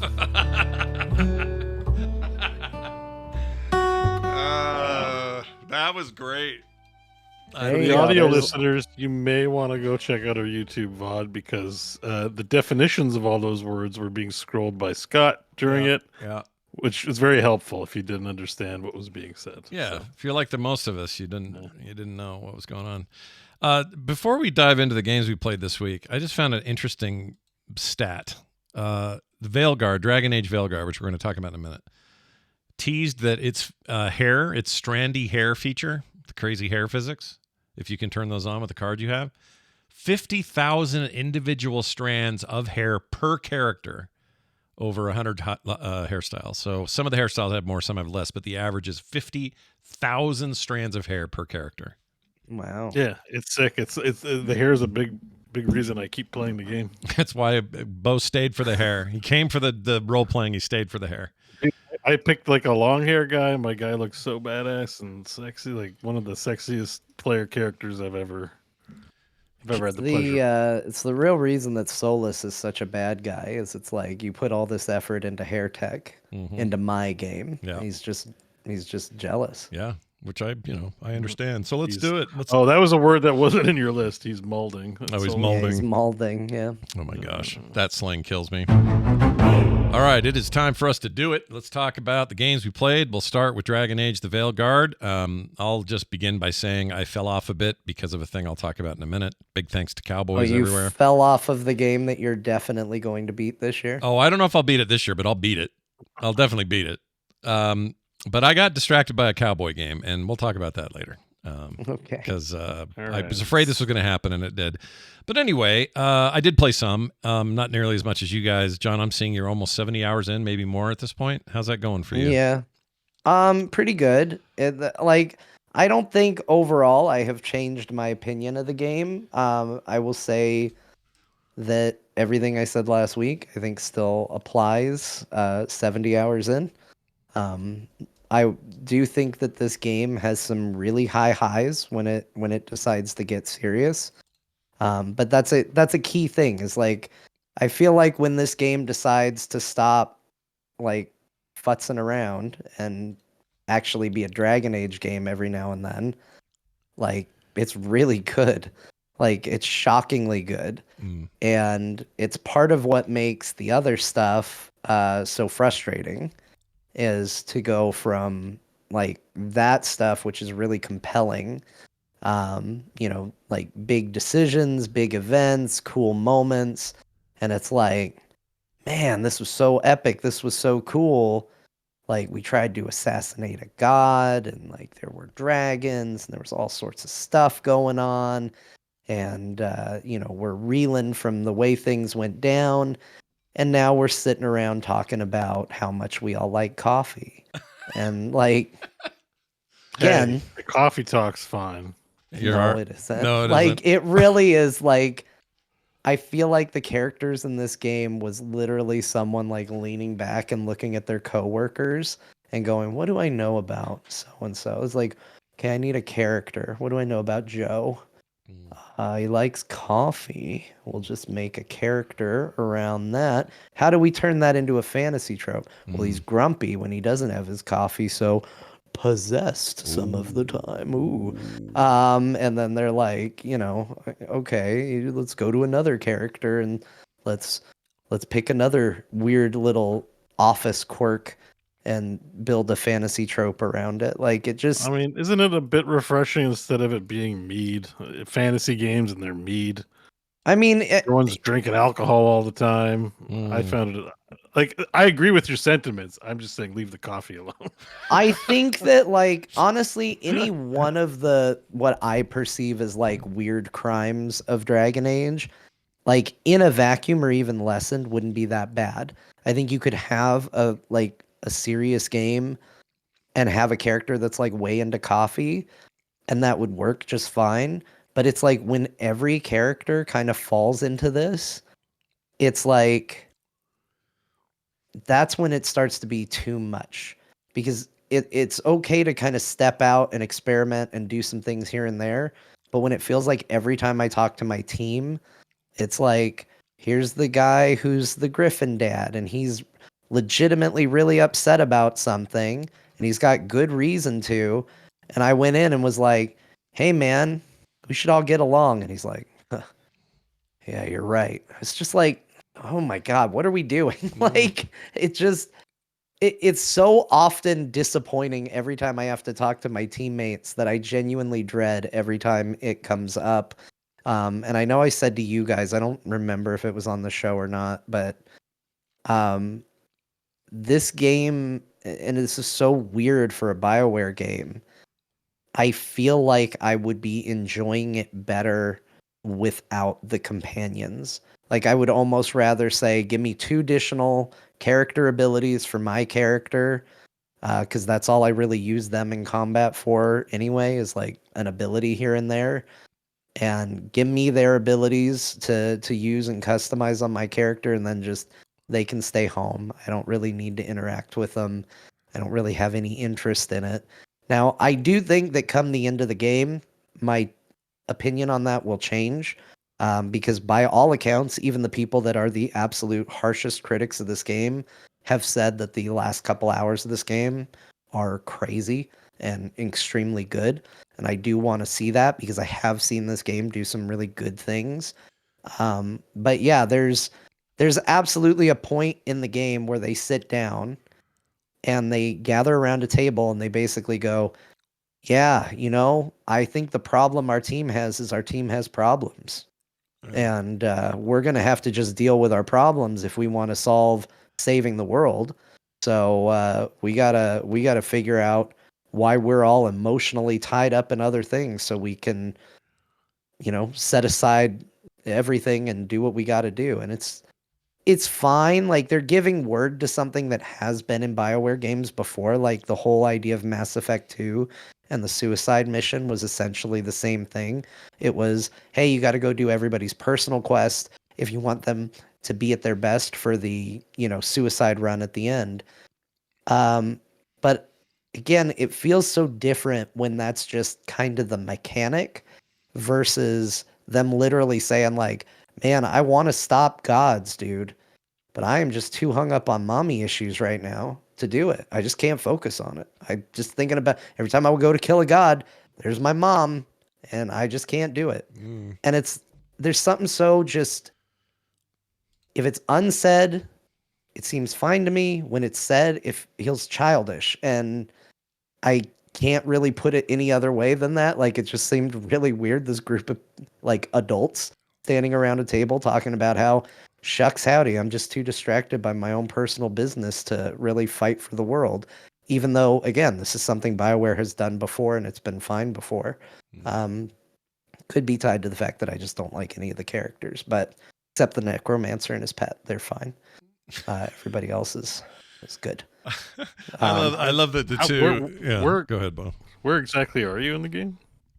So the last big thing I did was basically I fought 2 dragons at once. And then I've done a bunch of side quest business after that. You're pretty close to the end. Did you like complete any of the side quests for the characters? Because you get like their pinnacle trait. No, I'm working on those. So yeah, I'm just trying to get a sense where you're that's at. The other thing that this game does is, like, instead of slowly like dishing out their story along the way, they do a little bit of that. But there is, like, again, there's a big moment where everybody sits down and reflects and they're like, we got to solve our personal issues before we can go forward. And then you just start doing side quests for your companions over and over and over again. And pacing wise, it's throwing me a little bit. Like, I'm not, because that's the content I don't like. Like, I'm getting in and I'm like, all right, we got to go have a dinner party. Okay, now we got to go look for baby griffins. Okay. And because it's always a sequence, and this is a me thing, my brain knows we're not going to resolve it on turn 1. In fact, the game did surprise me because they were like, hey, we got to go get this lady that we got to kill. And I was like, well, naturally, we're not going to kill her on this mission because it's a sequence of quests, right? And then we did exactly that. And I was like, oh, cool, nice. That's a surprise. But other than that, it's been a lot of like, oh, we got to go stop a necromancer. And it's like, okay, but I know we're not going to, because this is a chain of quests that we're going to do for this character. So we're going to go there and they're going to get away. And then that's exactly what happens. And then it's like, okay, now we got to go do this. We could go have a meeting with some dwarves. Okay, we go do that. And of course, that leads into a to be continued. And it's not coming out at a pace that feels very satisfying, because it's already shown its hand that you're going through a sequence of quests that, instead of being spread out through the course of the whole game, they kind of lump them all at the end. And so every time you go out on one, you know it's going to kind of have a little to be continued, and then you're going to come back to home base and do other stuff, and then they're going to go, oh, wait, we got another lead. Let's go do more of it. And I don't know how many times that's going to repeat until it's done, but it just suddenly starts to feel more like a game instead of a story. Okay. I get it. Bo, I mean, have you beaten it? yeah. I'm almost at the end, so I've completed all companion quests, gotten all collectibles. This guy looks like you right here. And This dude right here, he looks like you. Whoops. Sorry. It went away now. There's a guy just on screen that's just like you. Anyway, go ahead. yeah, no, I've completed all quests. I mean, the writing is not artful or skillful. You know, I think that's that much we established last week, and like, you know, John's pretty spot on with what he's saying about the character. You know, about it. The beginning parts are very expository. It still has expository writing. It's not very artful. Dialogue's not natural, but there's a lot to like about the game. Like I keep playing it, want to play it through to the end. I feel like the companions definitely grew on me. Like Emmerich, his whole companion side quest is really awesome. When you get to the conclusion of it, Lucanus also really grew on me, not just because of the coffee, but I think I like him. It's just the coffee bit I don't like. It every time he's like, "Let me tell you about coffee." Like every time we walk in, it's about coffee. Even Bellara too. Like Bellara, like the story does actually go somewhere. Even though, like I'd say, it's not even just the writing that's a little not artful, but the scale of quests is very uneven in terms of Emmerich's feels very huge, while Bellara's is very, it's not small, but it's more of a very personal story. It's not like the same scope of thing you're doing with her. But I will say, like, it is the lack of art, like, does, you know, engender some bad feelings in terms of it feeling very transparently video gamey, you know, in terms of what you need to do. And for me, that was the evidence of that is more the romance system. So basically nobody hits on you. You have to like pick romance options and then flirt with people. But it's kind of a weird context because the game does emphasizes so much that you're like leading a team and you're hiring people and they're just short of you like, here's the new employee handbook. Like it's a lot more formal than most of these games are where you're like a found family. They're like, here's people that are willing to help you save the world because there's this problem and you have to take care of them, help them with their problems. So like flirting with them is like, it hit me with so I like picked a trans like gender option for the gender, and then I was like also gonna explore because I know Tosh is as you go through her storyline, she's dealing with her mother who wants her to behave more like a girl, but she feels more like a boy, and then you have a conversation about she meets people from Minrathis, and it's like, oh, there's this they them thing. And then it's like it gives you the options like to flirt or like actually to bang, and I'm like, she's going through such a hard time trying to figure out her identity and you know, deal with her mother that I'm like, I'm just kind of taking advantage of somebody who's like in a serious situation. Like I do not want to, even if I did, it would feel like wholly inappropriate to like romance an employee while they're going through some sort of crisis about their sexual identity or that I'm like, this was poorly thought out. You're 100% right. Like some of the places where like flirt pops up, it feels incredibly inappropriate. Like it like there's parts where they're like, oh my God, I'm so devastated. I feel like there's a hole in my heart. And then like press the I'll fill your hole. Like it's just what are we doing? Why is this the point we've decided to like throw that's in not a the line, flirt? Scott's it's not a eyes are line. big, That's a line I made up. It just doesn't feel like the right moment or the right context because like Baldur's Gate 3 as an example, or even Mass Effect, you know, I'm not like Garrus's boss, right? Like, yeah, I'm leading the team and making the decisions because I'm the player character, but Rex and Liara, like they're all joining because of circumstance, or in Baldur's Gate 3, we're all just trying to survive. Yes, I'm the player character, so I have the agency, and people will just say, like, you know, what do you want to do? But in this game is so like very so like you're the leader of the team, and you're like, how do I lead the team? And you're like, well, you have to do this to lead your team. Like I feel like more of a father figure in this context, if anything. If we're gonna make it more medieval and a little more not rustic, but you know, just like medieval flavored. They don't have corporate speak. It's like I'm guiding everyone towards their death. Like it feels like romance options are just being a complete dick. Like, I don't know how far you were in the Baldur storyline, but there's one point where she's incredibly sad about losing someone, and then it's like romance option. I'm like, Yeah. she's grieving. It's like, oh sweet, like someone just died. She's extremely vulnerable right now. It's time for romance. Like, it's like, what are you doing, video games? So like, the only actual romanceable person is like maybe Lucanus. Davern's. I don't think Davern goes through anything serious. Emmerich, no, he's got a big. I don't know if you're far into the Necromancer storyline, but he's got something really big going on with him, so that seems assholish. But Nev is like super cynical, and all she cares about is Docktown. It's not, you know, she's like a kind of seen Yeah. it all sort of person. So like, and the way at least they carry that romance out, it's very much like she's kind of pushing it away anyway. So like it fits a little better. But I found like there's definitely, it's not even just like a lack of art, but like I'm like, did you watch your own story back and not see the problems with your, did you play your game before you released it? Like, so I do find it is really important. I think we're sounding like a broken record going on about it, but they definitely needed some writers with talent on this thing, because they've really let down the rest of the game, which is fun, and we're finishing.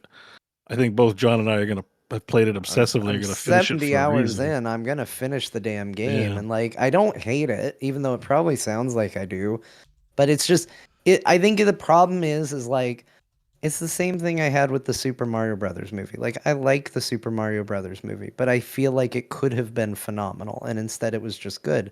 And I kind of feel like this is the same thing. I feel like if the elements in this game hit, like if all of them hit, this would be one of the best video games I've ever played.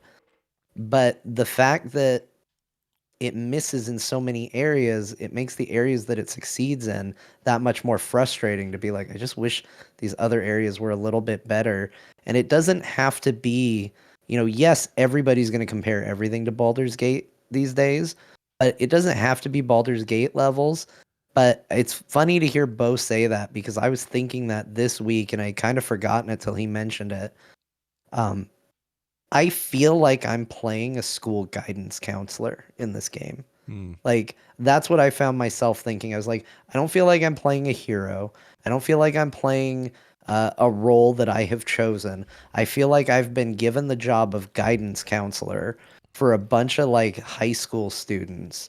And weirdly, the game's then like, hey, you want to have a relationship with any of them? Like, it's just like, it just feels weird.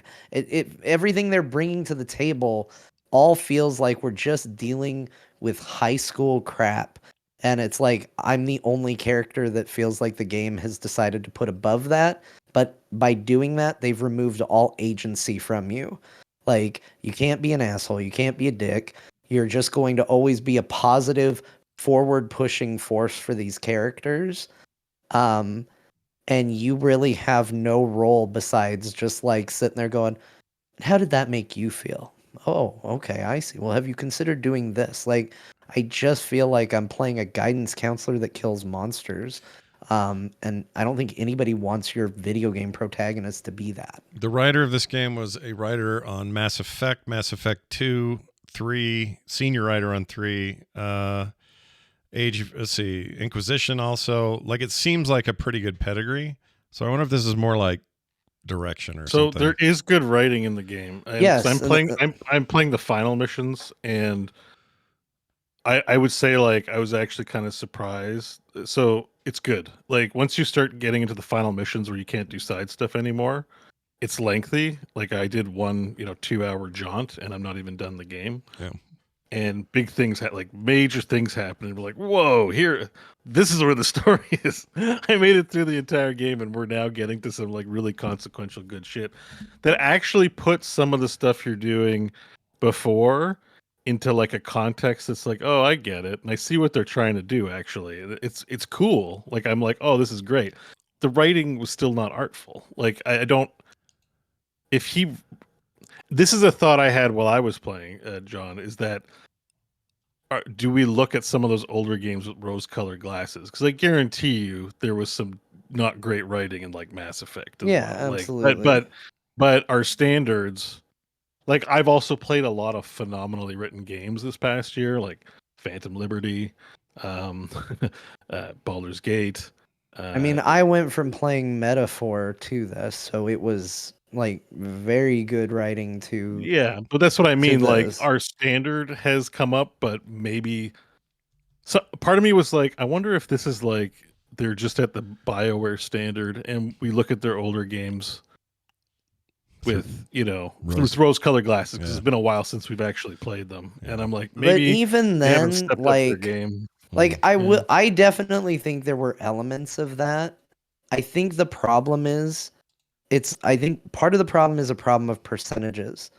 I think that those other games hit more than they missed. And I think this game misses more than it hits, and it becomes a snowball effect where it's like I said earlier, the character that's obsessed with coffee isn't a big deal in a vacuum. It's like, oh, okay, that wouldn't even ping on my radar as being weird. But when I'm looking at every character going, why is this the thing they've decided to focus on for this character?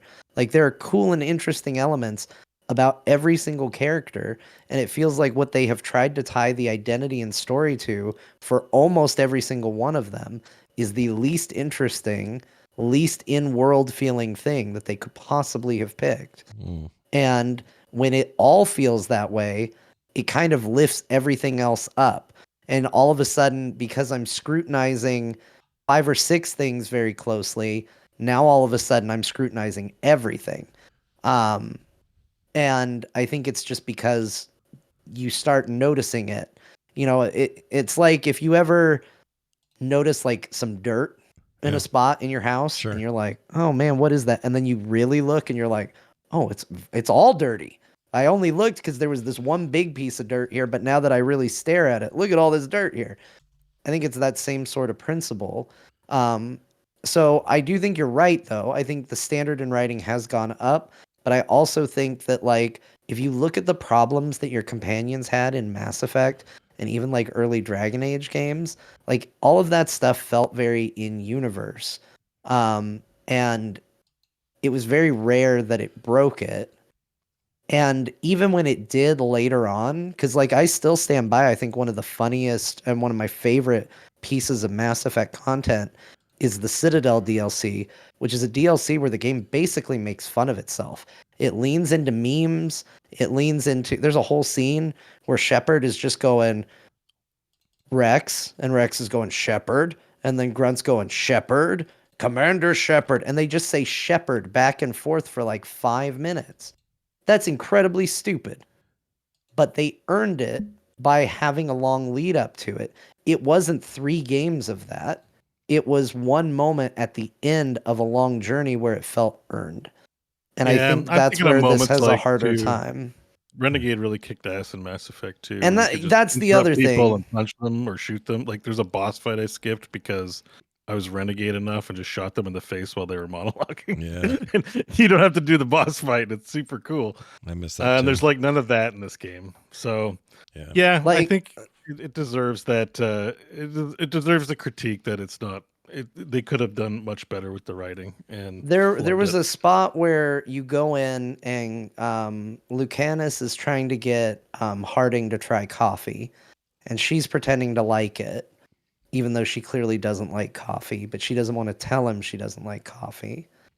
And so she's talking around it. And like one of the dialogue options was like, yeah, I'm not touching this. And I picked it because I was like, I'm so uninterested in this conversation. Can I just see my way out of it?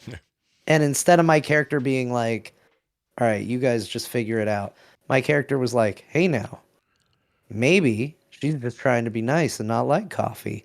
Harding, do you think maybe you just say things to appease people? I was like, no, now you're doing it. Now you're turning it into a therapy talk session.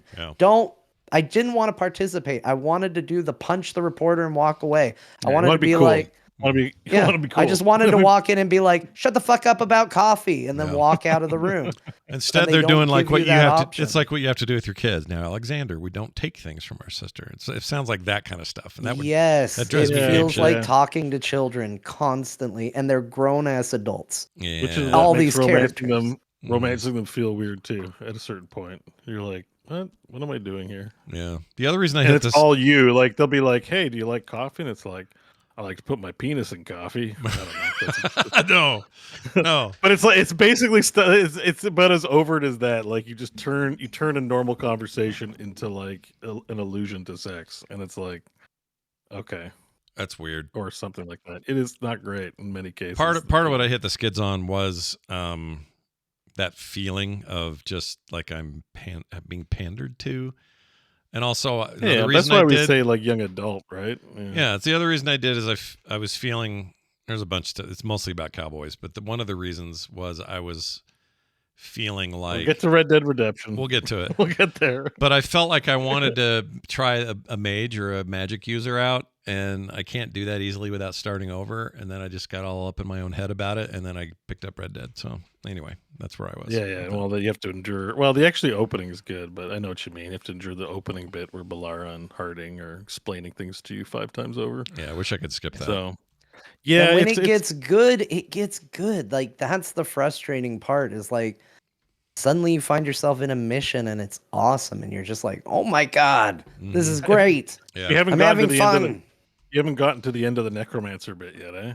No, I know what he's trying to do, and that was really interesting and cool. Again, I think he's the best companion, like hands down. He's the most interesting. He's the most grounded. He's the most reasonable. He's the oldest, and oddly, he's the one who acts the most like an adult. Like, go figure. Yeah. They should have written every character like they were 50, because apparently that's how you get emotional maturity in your character. I would just take a whole game where it's just the Necromancer stuff. Like, because also I picked my faction as Mournwatch. I didn't know this ahead of time, but I'm a Necromancer and build for Mage, and I picked Mournwatch as my faction. So like I'm all about those NPCs, like the Vorgoth guy. Yeah. There's Vorgoth is awesome, and just the way I like the against type of necromancers rather than them being bad. They're like good guys that are lovey-dovey with the dead. Like it's just a whole. This is like a unique spin on the whole necromancer. They perform an important function for society. Yeah, and he brought up liches, and I like my D&D brain's like, oh no, and yeah. But like it's like no, liches are good guys in Dragon Age, and I'm like, oh, that's okay. And the concluding mission, because there's going to be a concluding mission for all your companions. They're usually really badass, and the necromancer one was by far my favorite. It was so good. Well, I guess more on Dragon Age. I want to hear about the ending, so I guess without spoilers next week. I think I'm about 2 to 3 hours away from finishing. I've had some dire consequences. That's the thing. And once you get to the end, there are dire consequences in the ending stretch, and I'm curious to find out, how playthroughs are different, because I feel like I maxed out my relationship with everybody. I felt like I was the best student counselor. Oh yeah, and I have a student that absolutely hates me. So and somehow I'm still like, oh, I want, oh no. And there was a good twist too that I didn't see coming. That John, you're pretty good at spotting those things, so you might already know what's up. But there was a surprise in there for me, and I was like, I did not. It makes sense, but I can't claim to have picked that up. So right, yeah, it's good. Like the writing, the ending, so far is phenomenal. I'm like, oh, this journey was worth it, even through the parts I had misgivings about. I'm like, I am enjoying it, and now the story is badass as hell. Now that we're getting to the ending, and the combat's still super fun, and that's how I feel. I feel like it's worth the journey I've taken, but it has been a frustrating one. Like that's how I feel. Yeah. I want it to be better for its sake, because then it would be up. It could have been Game of the Year. Yeah. It really could have, because by the way, 90 hours, 2 crashes. And both times the crashes, I just reloaded right where I was, including in the middle of a cinematic. Like I was literally I rewinded 2 seconds in the middle of a cinematic, so like Yeah. didn't feel it at all, didn't mind it at all. The game is super stable and like quality tested and like great in so many like tens in so many categories. Oh yeah. Especially hair. Graphically, like physics are great. I think the combat's pretty strong. It gets better as you go. Like there's a lot to love about it.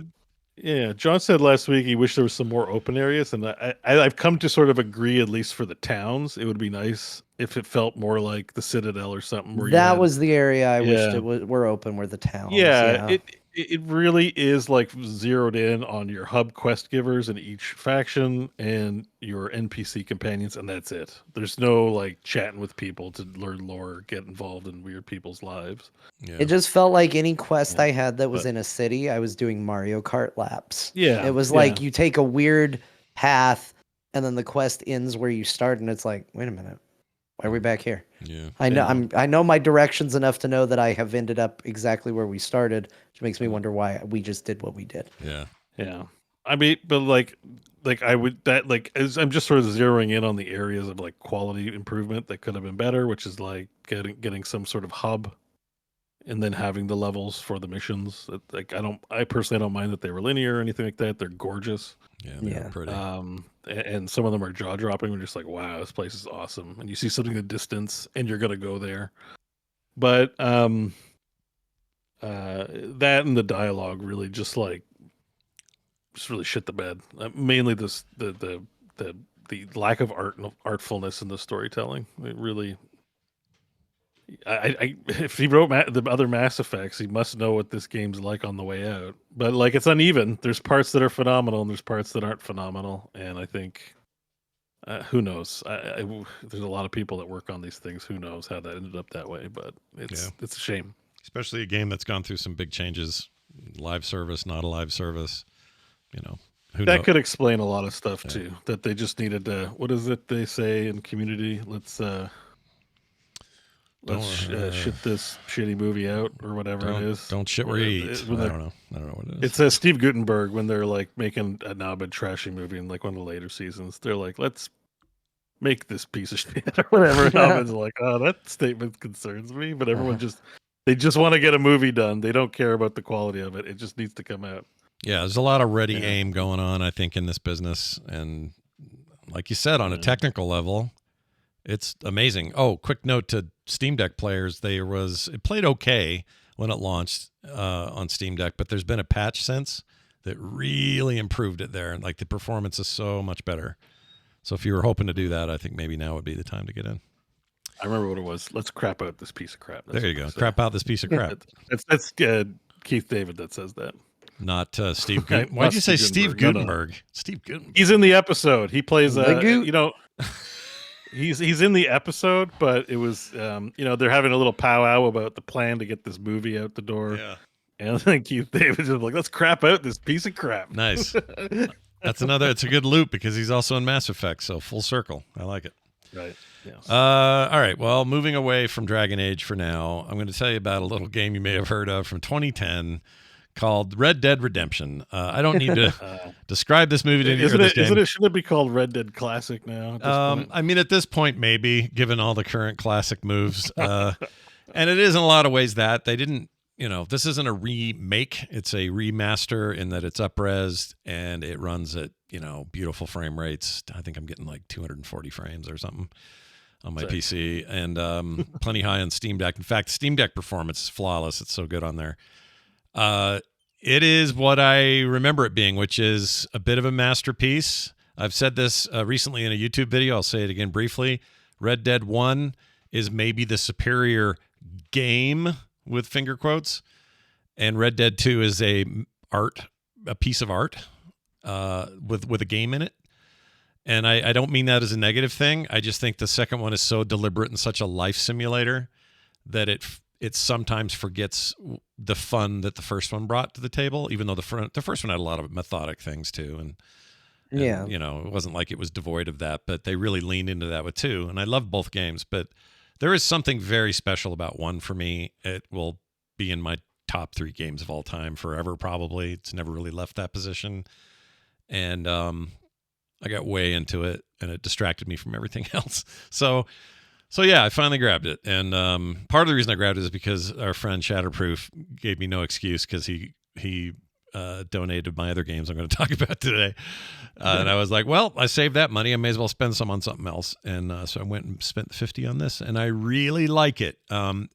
No one needs to know what it is because it's 14 years old. It's Red Dead Redemption. It's Red Dead Redemption. But what I'll say is the upscaling of everything, it still looks good, still feels good. You do feel at times, you look at it and go, well, yeah, I'm looking at a 360 game up-res. Like it's not going to blow your mind. But they did add HDR lighting. They added some other tweaks and some DLSS upscaling and stuff for people with slower cards or whatever. This is the definitive version of that game as far as I'm concerned. It just feels good, runs great. The lowest frame rate anyone's going to run it at 60. And you never had that back then. PS3 and 360s were running this game at 30 if you were lucky, with some hitching on PS3. So the acting remains amazing. John Marsden's story, I think, is still extremely compelling. And there's so much... Oh, that's the other thing I'll add. This adds so many layers on top of what you now know from 2's story. Because 2's story is like, all right, let's go back and see what that gang was that he was always referring to. Who was Dutch? What was Dutch's role? Who was Bill Williamson before he was the dick you're trying to kill all the time? All that kind of stuff. And they make references that you wouldn't know anything about when you first played this in 2010. You wouldn't even think about it because you're like, well, I remember when Dutch told me this thing one time, and you're just like, oh, this guy named Dutch, I'm never going to know what that is. Now you know, and it just adds so many layers to what he's saying, and I'm impressed with how connected the stories are. Doing this in a retroactive way. The shooting still feels really good to me. Something I remember liking about the first one, the way it locked in with the controller and stuff. Everything's faster, like when you're out hunting game and skinning things. It's like immediate. You're just like, I mean, you still go and get a lot of blood squirt and whatever, but you're not like, then I got to roll the thing up. Then I got to put it on the back of my horse. Then I got to get back to town before the meat goes bad. Like all the stuff in 2, it's just more gamified in 1, and it gets out of the way of what you're there for, which is story and some great action sequences and more of a spaghetti Western experience. Again, I don't think it takes away from the second game. In fact, the second game doesn't exist without it, but they're both wonderful, and I can't recommend it enough. So, love it. Red Dead, still a threat. Awesome. Yeah. I got to pick it up. I want to get back into it. It's very good. I love that game so much. End? Yeah.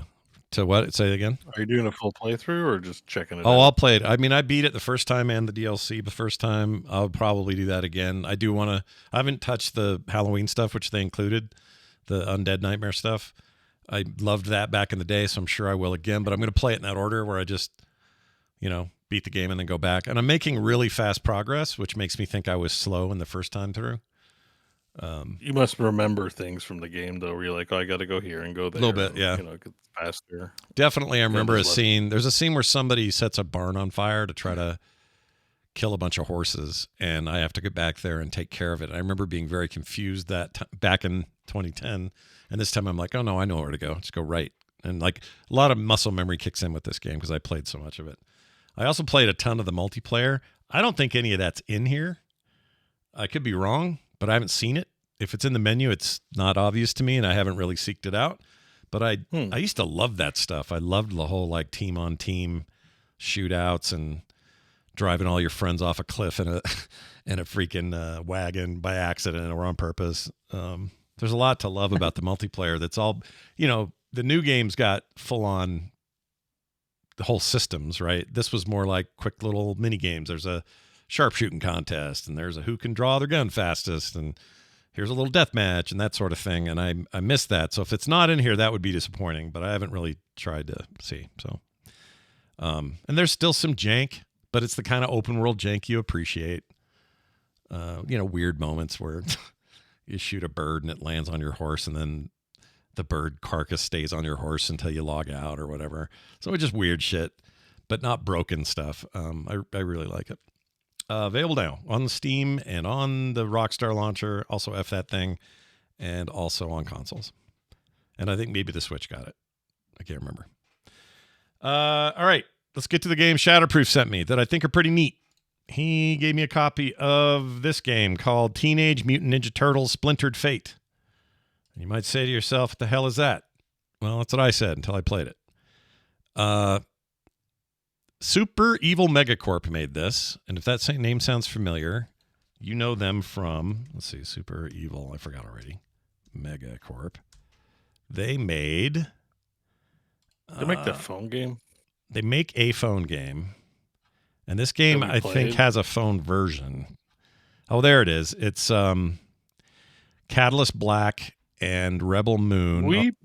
Let's see. Catalyst Black, we played a ton of because we know Kyle from the Heroes of the Storm team ended up That's on right. that company, which is interesting. That's right. I don't know if I think Bethany might definitely still listens to the show. Oh, and Vainglory was the other one. But remember Vainglory, the MMO or the MOBA? It was like the. No. You don't remember Vainglory? Oh man. It was the League of Legends ripoff game. Yeah. That was kind of their first thing. I never played it. Yeah, but Catalyst Black, I definitely played a ton of. It was really fun. Well, this game is basically Hades meets Ninja Turtles, and it's a premium game, so you're not doing free-to-play stuff or whatever. It's not full of that kind of crap. It's not a mobile game in that regard.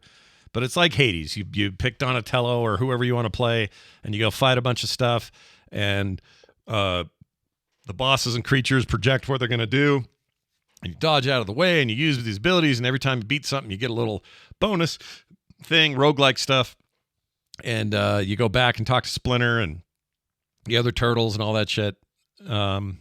That's basically this is multiplayer, right? It is. This other difference is that this is a co-op-y thing. We should all play this together. Yeah, it feels good. Like I'm surprised how good it feels. I was afraid it was going to be like this is a Nickelodeon produced thing, but that doesn't mean anything. They just own the rights, which I guess is Warner Brothers owns them or however it works. Fun game is a fun game. Yeah. The art's great. The character voices are great. It's very adherent to Turtles, 1990s Turtles, in terms of like the vibe, the jokiness and stuff. I'm getting a pizza, that kind of shit. Yeah. But the moment-to-moment combat and getting relics and all that is going to feel very familiar. It's almost too Hades-like because even when you go to the next room, it's like, all right, well, I'm done in this little space. Now I go through this little door, and I choose between this door, and that door has food behind it, or this door has another fight. Like, it's a lot of that branching sort of structure that we're used to from Hades. But it's fun. I had a really good time with this so far. It feels like the big draw here is that it is multi. Yeah. Oh, it looks like it's single player. No, online co-op. Yeah, it's got co-op. Shared split screen. Yeah, I think the big draw is it's that, but co-op. Yeah, and it's cool for what it is. It's pretty neat. I was surprised how much I liked it. But it's pretty good thing. So I'm glad you gave it a try. I would like to play this. Yeah, you might want to check it out if you like Turtles too. Well, Hades 2 is not done yet. It's still cooking. Yeah, Hades 2. And if the fact that it's Super Evil Megacorp, Kyle's a really big part of that team. I'm obviously there's more people than just him that made this game, but right. Good pedigree. Catalyst Black was pretty sick. I just hated the fact that it was a mobile game and all the blah blah blah blah blah. Insert the reasons here. That was fun though. Said it a million times, but it was a fun one. So I had a great time. I have no doubt that they probably made a really good game, and you've confirmed it. I think Catalyst Black was the first game I played on a Backbone, like a phone controller thing. Yeah, that too. It was really good for that. But even with the controls, it felt good. I mean, I was owning Face in that game, if I remember correctly. I was just Steam rolling. I think that's still going. Is it? Let's see. Yeah. Maybe. I don't game too much on my phone, so. No. Oh yeah, this is that one. It's cool. That game's fun. I liked it. Felt a little like Heroes in some weird ways. All right, then finally, I have to admit another time where John has been right in my life. I try not to do that too often. We don't want it to go to his head. Nobody does. Nobody does. But he was right about this. The game Sonic X Shadow Generations. I kind of hate the name, but whatever, is very good. In particular, see, I'd forgotten that I had Generations without Shadow, like the old one. Yeah. And it was good, but I remember at the time going, it's all right. It kind of reminds me of Sonic Adventure 1 and 2. It's that style. Fans seemed to like it. It was well received, and I liked it okay. It wasn't like my favorite thing in the world, but it was fine. And I wasn't all that into Sonic at the time. The campaign for Shadow and the level design in these Shadow levels, unbelievably cool. Like there is some shit going down that I haven't seen a game do in a long time, and the game is dedicated to fun. It doesn't want you to do anything that isn't fun. It's like, hey, you like moving fast? Sweet. You like changing from 2D perspective, old school Genesis style, and then having that switch over to adventure looking perspective and then kicking ass that way? Good news, everyone. It's all in here. The cheesy dialogue is great. They stick to that terrible... I mean, it's terrible, but I love it. It's just so like, hey, man, I'm Sonic. It's just that kind of shitty 90s radical shit is all in here. Shadow's very like, yeah, I need to stop this from happening. You know, just all that stuff. I do wish it was Keanu Reeves at this point, but it's not yet. Yeah. Yeah. Me too, man. That would be really Me cool. too. But it has got thrills, spills, insane levels, a really cool overworld, which right now the video I'm showing is actually overworld gameplay. It's not even in the levels. It's just the level select stage, really. Yeah, which is crazy because I'm not used to seeing that. But lots of rails, like this right now showing rails and funky, cool ways of getting around. The moments that are speedy and insane are exactly what they're supposed to be. Those are supposed to be mindless moments of, I can't believe how fast I'm moving. And then you get to a place where it's like, now I have to fight these guys and I got to be careful and I got to use jump here and my ability there, and don't use turbo here because there's a problem. But then there's another sequence of just insane loop-de-loop bullshit, Sonic style, that is really good. I was so shocked by how high the review scores are for this that when I first got it, even I'm like, let's see if you can even come close to the hype around this because this sounds like horseshit. Even, you know, and even got John somehow. Like, how is this possible? And sure enough, it is rad. This game is very cool. It's just fun. That's all it needed to be. Pure fun. It's like they finally figured out, oh yeah, Sonic, the reason we all like Sonic in the first place is because it's just a rip in the pants. And here it is. Yeah. Being another rip in the pants and bonus points for just a wacky story and ridiculous moments like that. But mostly it's just, hey, how's the gameplay? And it turns out it's very, very good. I will say that, what was I going to say? I had a thing to say. I forgot what it was. It was about something that I forgot what it was, so I won't say it. I don't remember. But John was right, is what I'm trying to say. You were right. Oh, I was going to thank Shatterproof, which I already did. Thanks, Shatterproof. This thing's rad. Go ahead, John. What you say?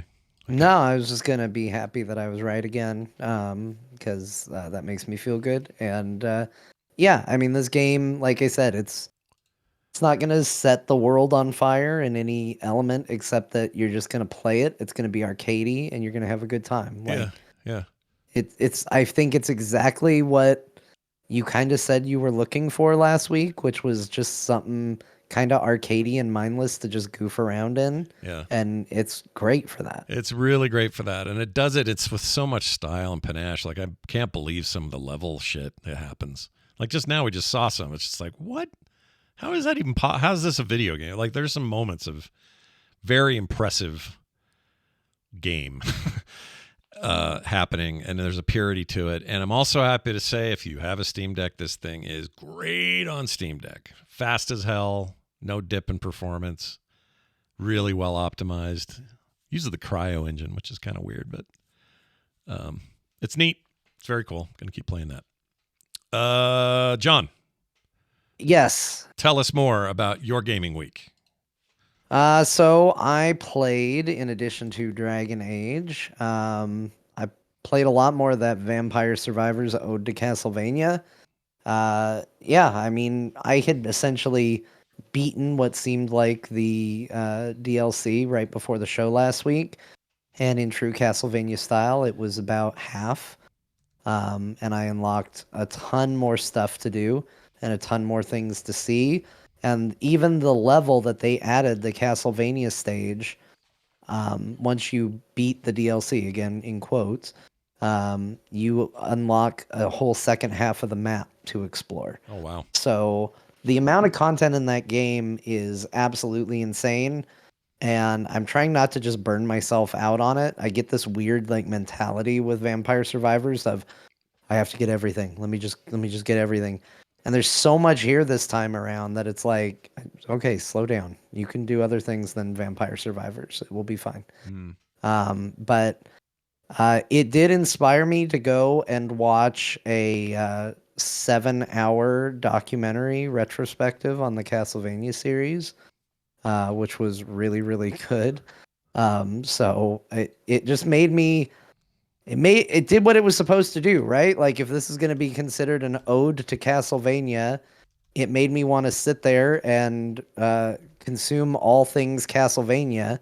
I actually shared the channel with you guys. I'll give it a shout out in case anybody else wants to check it out. There's a YouTube channel called I Finished a Video Game, which does retrospective reviews on game series and sometimes just games themselves. And yeah, I watched a 7-hour documentary on like Castlevania, and it was very, very good. So wow, none shout of out these to are them. short. Look at these things, almost 6 hours, 6 minutes for Metroid, X-Men, video game retrospective, 6 hours, 10 minutes. Like they're really going hard in these. I was watching one that was just about Eternal Darkness, Mm-hmm. which is one of my favorite video games, and it's basically one video game, but even it is several hours long because they go into, it's like 2 hours. Jeez. Because they go into every element of it, both like behind the scenes, the story, the creation of the game.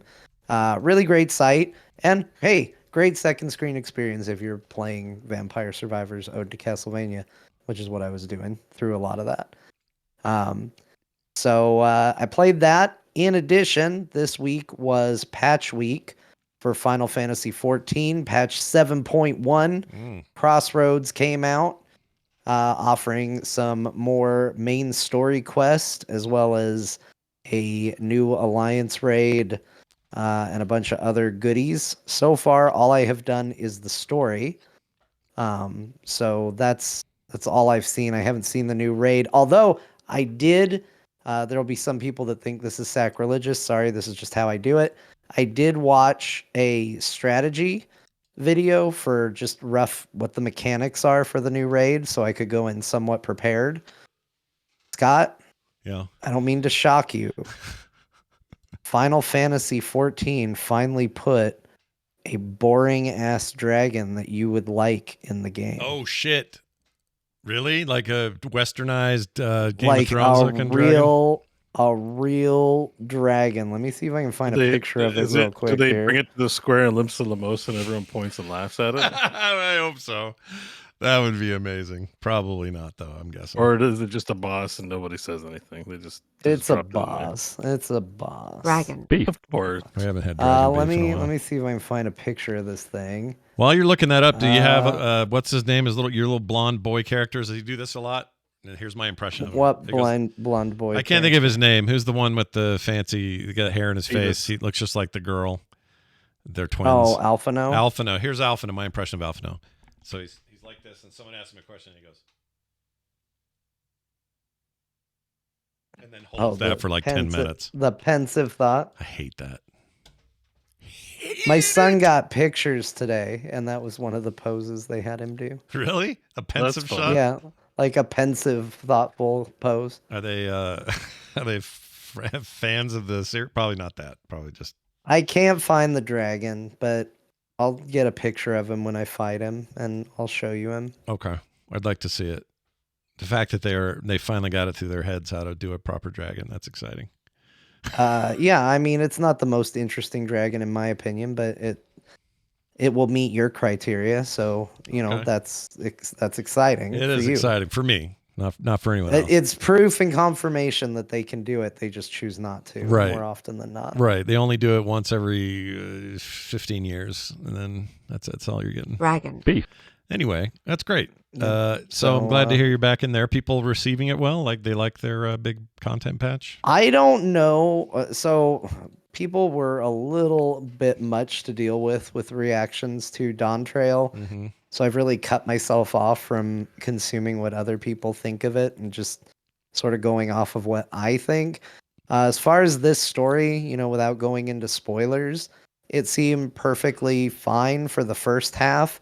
and then it ended on a incredibly compelling cliffhanger. So there was a part of me that was like, should I wait and like wait till there are a couple patches in so I can do a couple series of quests? And I was like, it'll be fine.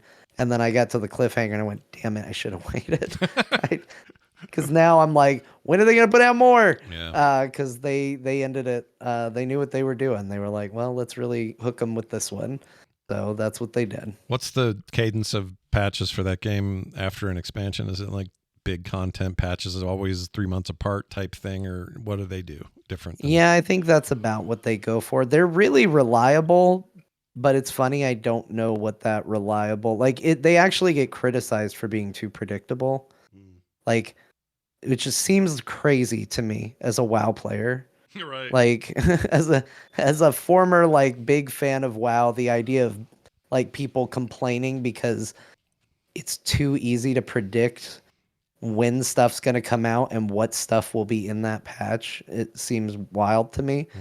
It's like, man, you haven't lived till you waited months and months and months for the selfie camera. Like, oh man, boy. Talking another one of those big Warlords of Draenor improvements, the selfie cam. Selfie camera classic getting added. Oof. Look for it. Oof. Gonna be good. No. Yeah, but I don't know. Yeah, I think it's like every 3 months or so they do more story. So yeah, it's gonna be a little bit of a wait, but there's still plenty to do. I gotta get in and do my Alliance raid, which is always a lot of fun. They tend to be pretty challenging. And I will say this, the one thing that it feels like everybody can universally agree on, although some say it as a complaint, is that the challenge in Dawn Trail was a big step up, and it's been a lot of fun. Like, the dungeons and raids and all of that have been really, really good. The new dungeon they added in this patch was a lot of fun. It had a boss where basically it was like, hey, here's a bunch of mechanics like they usually do. And then they put a giant hole in the middle of the arena, and we're like, now do those mechanics with a hole in the middle of the arena. Jeez. And it seems like such a small thing, but it completely broke me as a human being. I was like, how can I do this? There's a hole there now. So it really changed up the fight in a fun way. Like, it's cool. Nice. I just love the stuff they do with fights. And to me, that's the biggest strength of Final Fantasy is whenever they put out a patch, it's always exciting because I'm always excited about so much of it. Like, that was always the kind of heartbreaking thing with other MMOs I would play is I'd read the patch notes and be like, okay, not for me, not for me, not for me, not for me, not for me. But a lot of this stuff, like, I know I'm going to do the dungeons. I know I'm going to do the story. I know I'll do the raids. Yeah. I'll even do the faction reps because it's good experience for your other jobs. That's one of the best ways to level up other jobs. And, you get cool stuff on top of it. So even something like faction reps getting put in the game is exciting with the way they do it. Nice. Final Fantasy. Still kicking ass. There it is. Regardless of Dragon choices. Bo, Metroid VR got pushed. How do you feel about that? Well, I didn't play it. Are you sad? Like, I own it, and I said last week I was going to play it.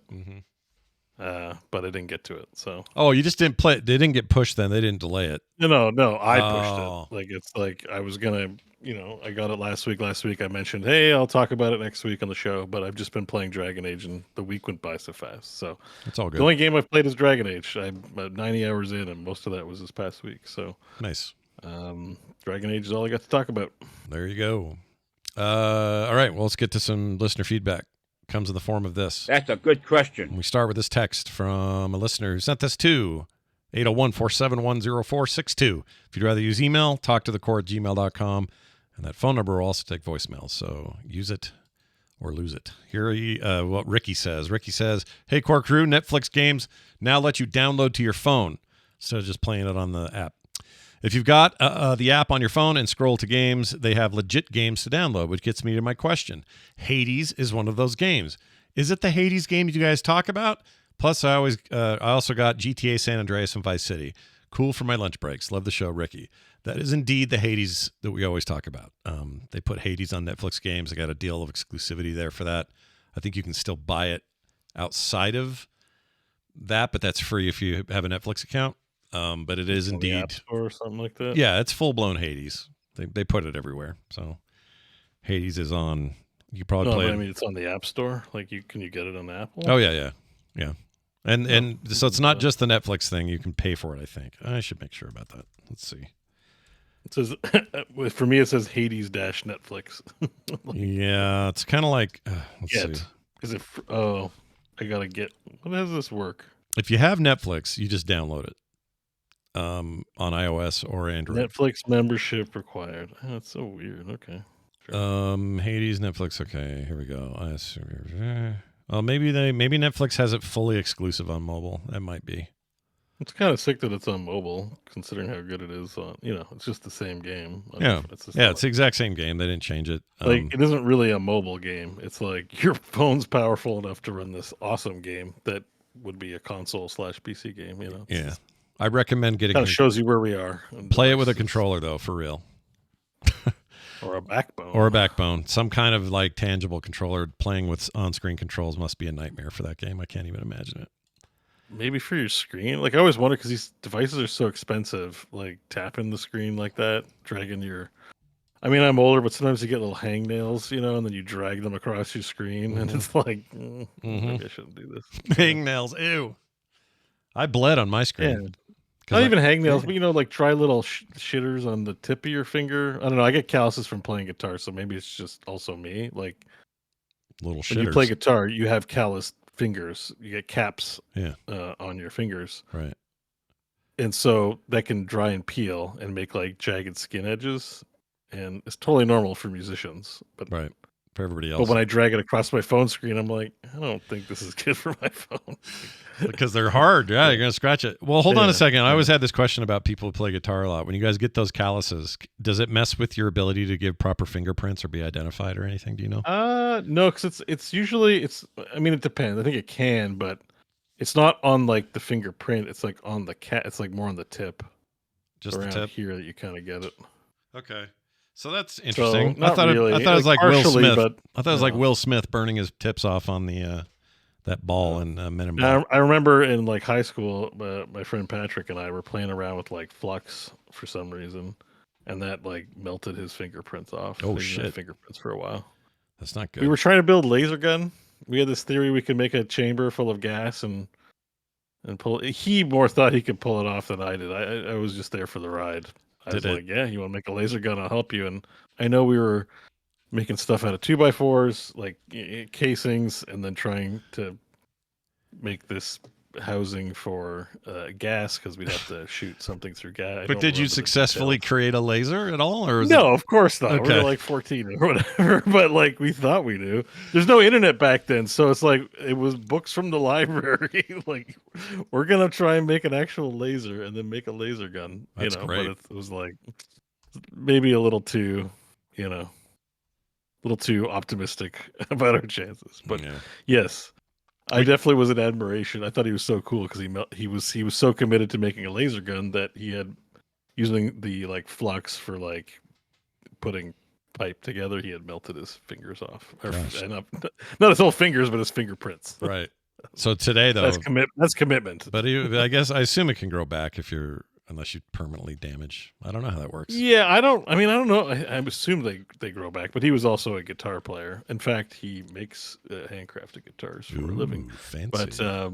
But yeah, he's. I haven't talked to him in a very long time, but I remember he didn't have fingerprints for a while because of that. I wonder if he remembers. Shout out to Laser Patrick and his fingers. Yeah, Laser Patrick, what's up? One more text here from an anonymous listener who said to the core guys, specifically Scott. Oh, I forgot this was aimed at me. I 100% believe that you have only had one sexual partner. It is the same for me. We've been happily married for 15 years as of a month ago. Yeah, a lot of people don't believe me when I say it, but it's true. What is the low number and the high number for when it is interesting to have a sexual partner statistic? Like, good question. If somebody says 0, that's interesting. That's interesting. Right? Like, 1 seems improbable. 1 seems improbable, so I would say interesting. But I don't. Does anybody give a shit if you're like, I've had 2? Yeah, if you say I've done it 3 times, no one ever cares. No, right? 3 different partners, not once per person. Well, right. Right. I mean, I've had 3 kids, so I've had it 3 times. And that was it. That's all. That's all. Yep, that was it. Yeah, that was it. One and done. Yeah. Yeah, one it's, shot, one kill. No double taps here. No, I think, but on the high end, John, if somebody said, Yeah, like what number then? So okay, if 2 is uninteresting, then like what is the number where it gets interesting again? Like is it 37?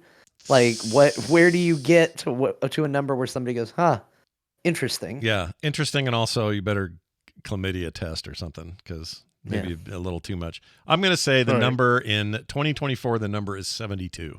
That's your number. 72. Yeah. I think the seems too like much number. That seems like a lot. that's a number where it seems like, whoa, slow down, Bossa Nova. That's no Casanova. Bossa Nova. What the hell's wrong with me? Yeah. I don't know. That just seems like something if somebody said, yeah, 72, and everybody in the room I mean, gasp. I agree, but I feel like 71 would get the same result. I don't know what the line is then. Yeah. Yeah, I like, don't why know. is the line there? I mean, it just shouldn't matter. It doesn't matter. It really doesn't matter. Well, Well, 1, 0, 1, or whatever. It's unless fine, you're a you know, creepy date who's with a girl and she says, well, what's your body count? And he goes, all of them or something like that.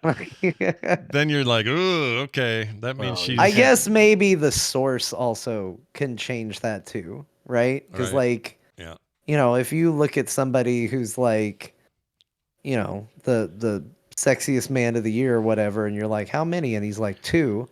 Well, we've agreed 2 isn't that interesting, but maybe 2 coming from somebody that you're like, well, this person should pull. Like, what's going on?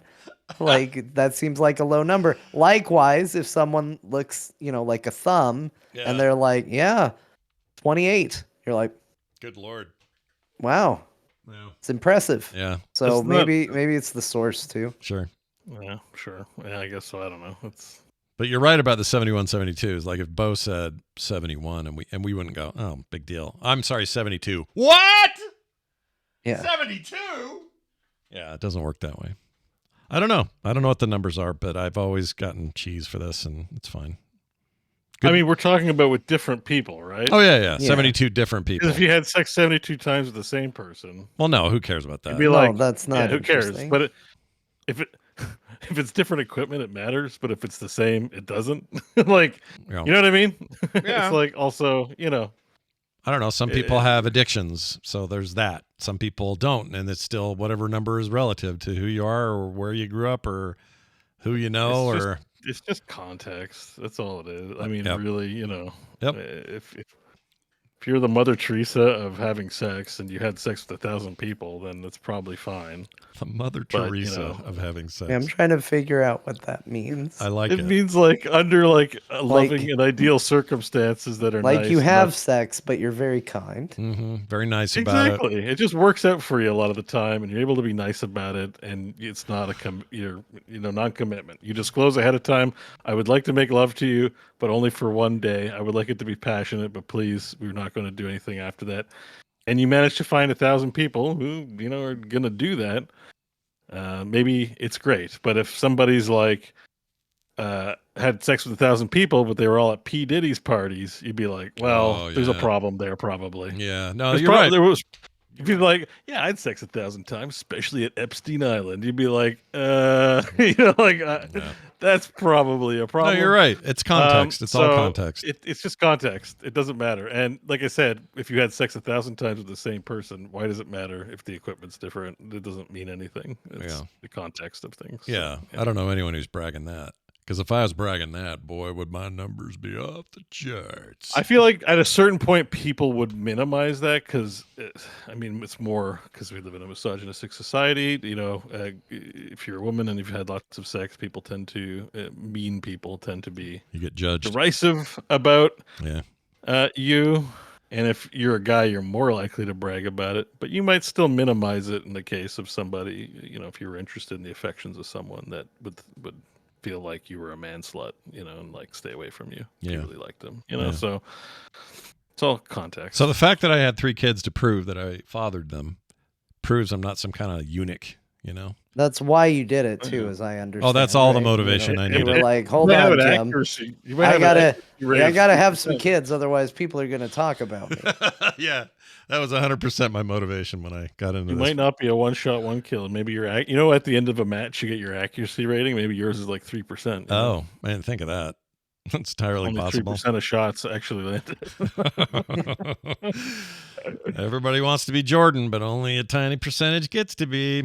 I don't know what that has to do with it. Anyway, that's it for your feedback. If you'd like to send your own, you know the ways to do it. Talk to thecore@gmail.com or 801-471-0462. We had a pretty good pileup of stuff, and I promise we're catching up, but it's hard sometimes to get them all in. So shorter is better, by the way. Nice, short, concise stuff with great question or thought or feeling. Always get on the show. If they're big, huge paragraphs, unless I start using AI to reduce them, probably not going to hear those.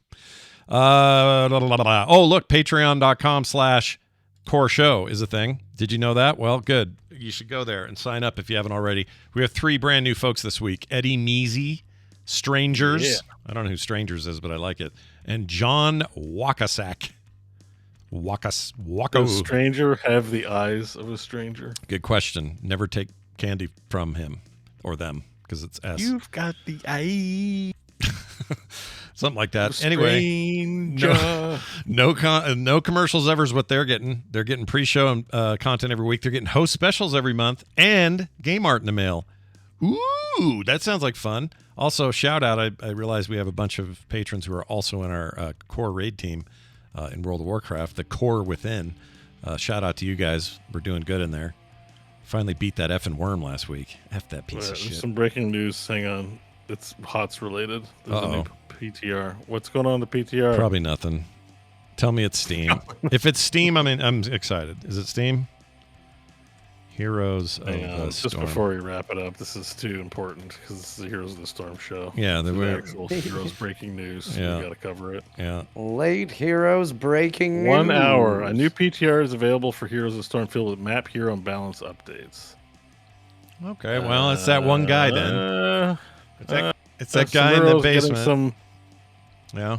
Summer's getting some buffies. I don't know. I have to read it. I'm not sure. But I it's scrolled. I balanced. didn't see Artanis listed one time. Don't care. Yeah. Artanis. Artanis is not a rogue, according to Heroes of the Storm. Yep. That's right. John, you must play me, he would say. Yeah. All right. Well, how do I truly know Artanis? Oh, no, he is here. Level 10. Fixed an issue that caused the Purifier Beam to last an additional 0.5 seconds. Oh, they nerfed Artanis sneaking nerfed you. 0.5 seconds into his Purifier Beam. Nerfed. Sounds roguish to me. Nerfed, yeah. Nerf the Seems rogue. like a rogue thing that he would do. Nerf the Yeah, rogue. cheating. Yeah. This is copium. But thank you for letting us know, Rusty Nails. We are Heroes of the Storm show, and we've covered it. But yeah, this is just... They have been doing balance. The guy Scott couldn't find when he visited Blizzard has been working diligently to balance the game every now and then. I assumed he was in a basement area that I wasn't allowed in, so it's too bad because I really would have liked to have met him and shook his hand. Anyway, that's it for us today. Progpants.com/core for all the stuff you need. I turned to Grandma wondering if she's got it in her. Do you? I don't know. I don't know. I feel like this is the perfect time. Who was it that we had? Did we have fake Randy on the show? Oh. Hold on. I can do that. All right, let's do it. Fake Randy, take it away. Hold on, let's see here. Perfect. Oh, hello. Hello, greetings. Hi, everybody. Hi. Hi, Randy. Fake Randy here to tell you about the games they played this week. Great. Dragon Age, the Veilguard, big talk of the town. People seem to like it. Maybe they don't. Maybe they like it. Maybe they won't. Scott played Red Dead Redemption. You know what that's about, cowboys. Teenage Mutant Ninja Turtles, Splintered Fate. See what they did there? Because Splinter, fun fact, is their master. He's a rat. What do you think about that? Sonic X Shadow Generations. That's a game. Scott played it. Vampire Survivors, Ode to Castlevania. That's DLC. Can't win Game of the Year if you're DLC. That's a fact. And Final Fantasy 14, 7.1. Wow. Patch time, baby. Wow. Yeah. Wow. That's what they played because Bo didn't play anything else. That's right. Just the Dragon Age. I just want to thank Randy for sitting in for Grandma this week. It was fantastic. That's it for us. We'll be back next week with more right here from Core. Oh, that rhymed. I didn't mean it to. So if you want to be a part of that, please do. We record live now at noon Mountain Time right here at frogpants.tv. It'll take you straight to the live stream. We'd love to have you in our chat. Thank you, chat, for being here. Thank you, everybody. We'll see you next time.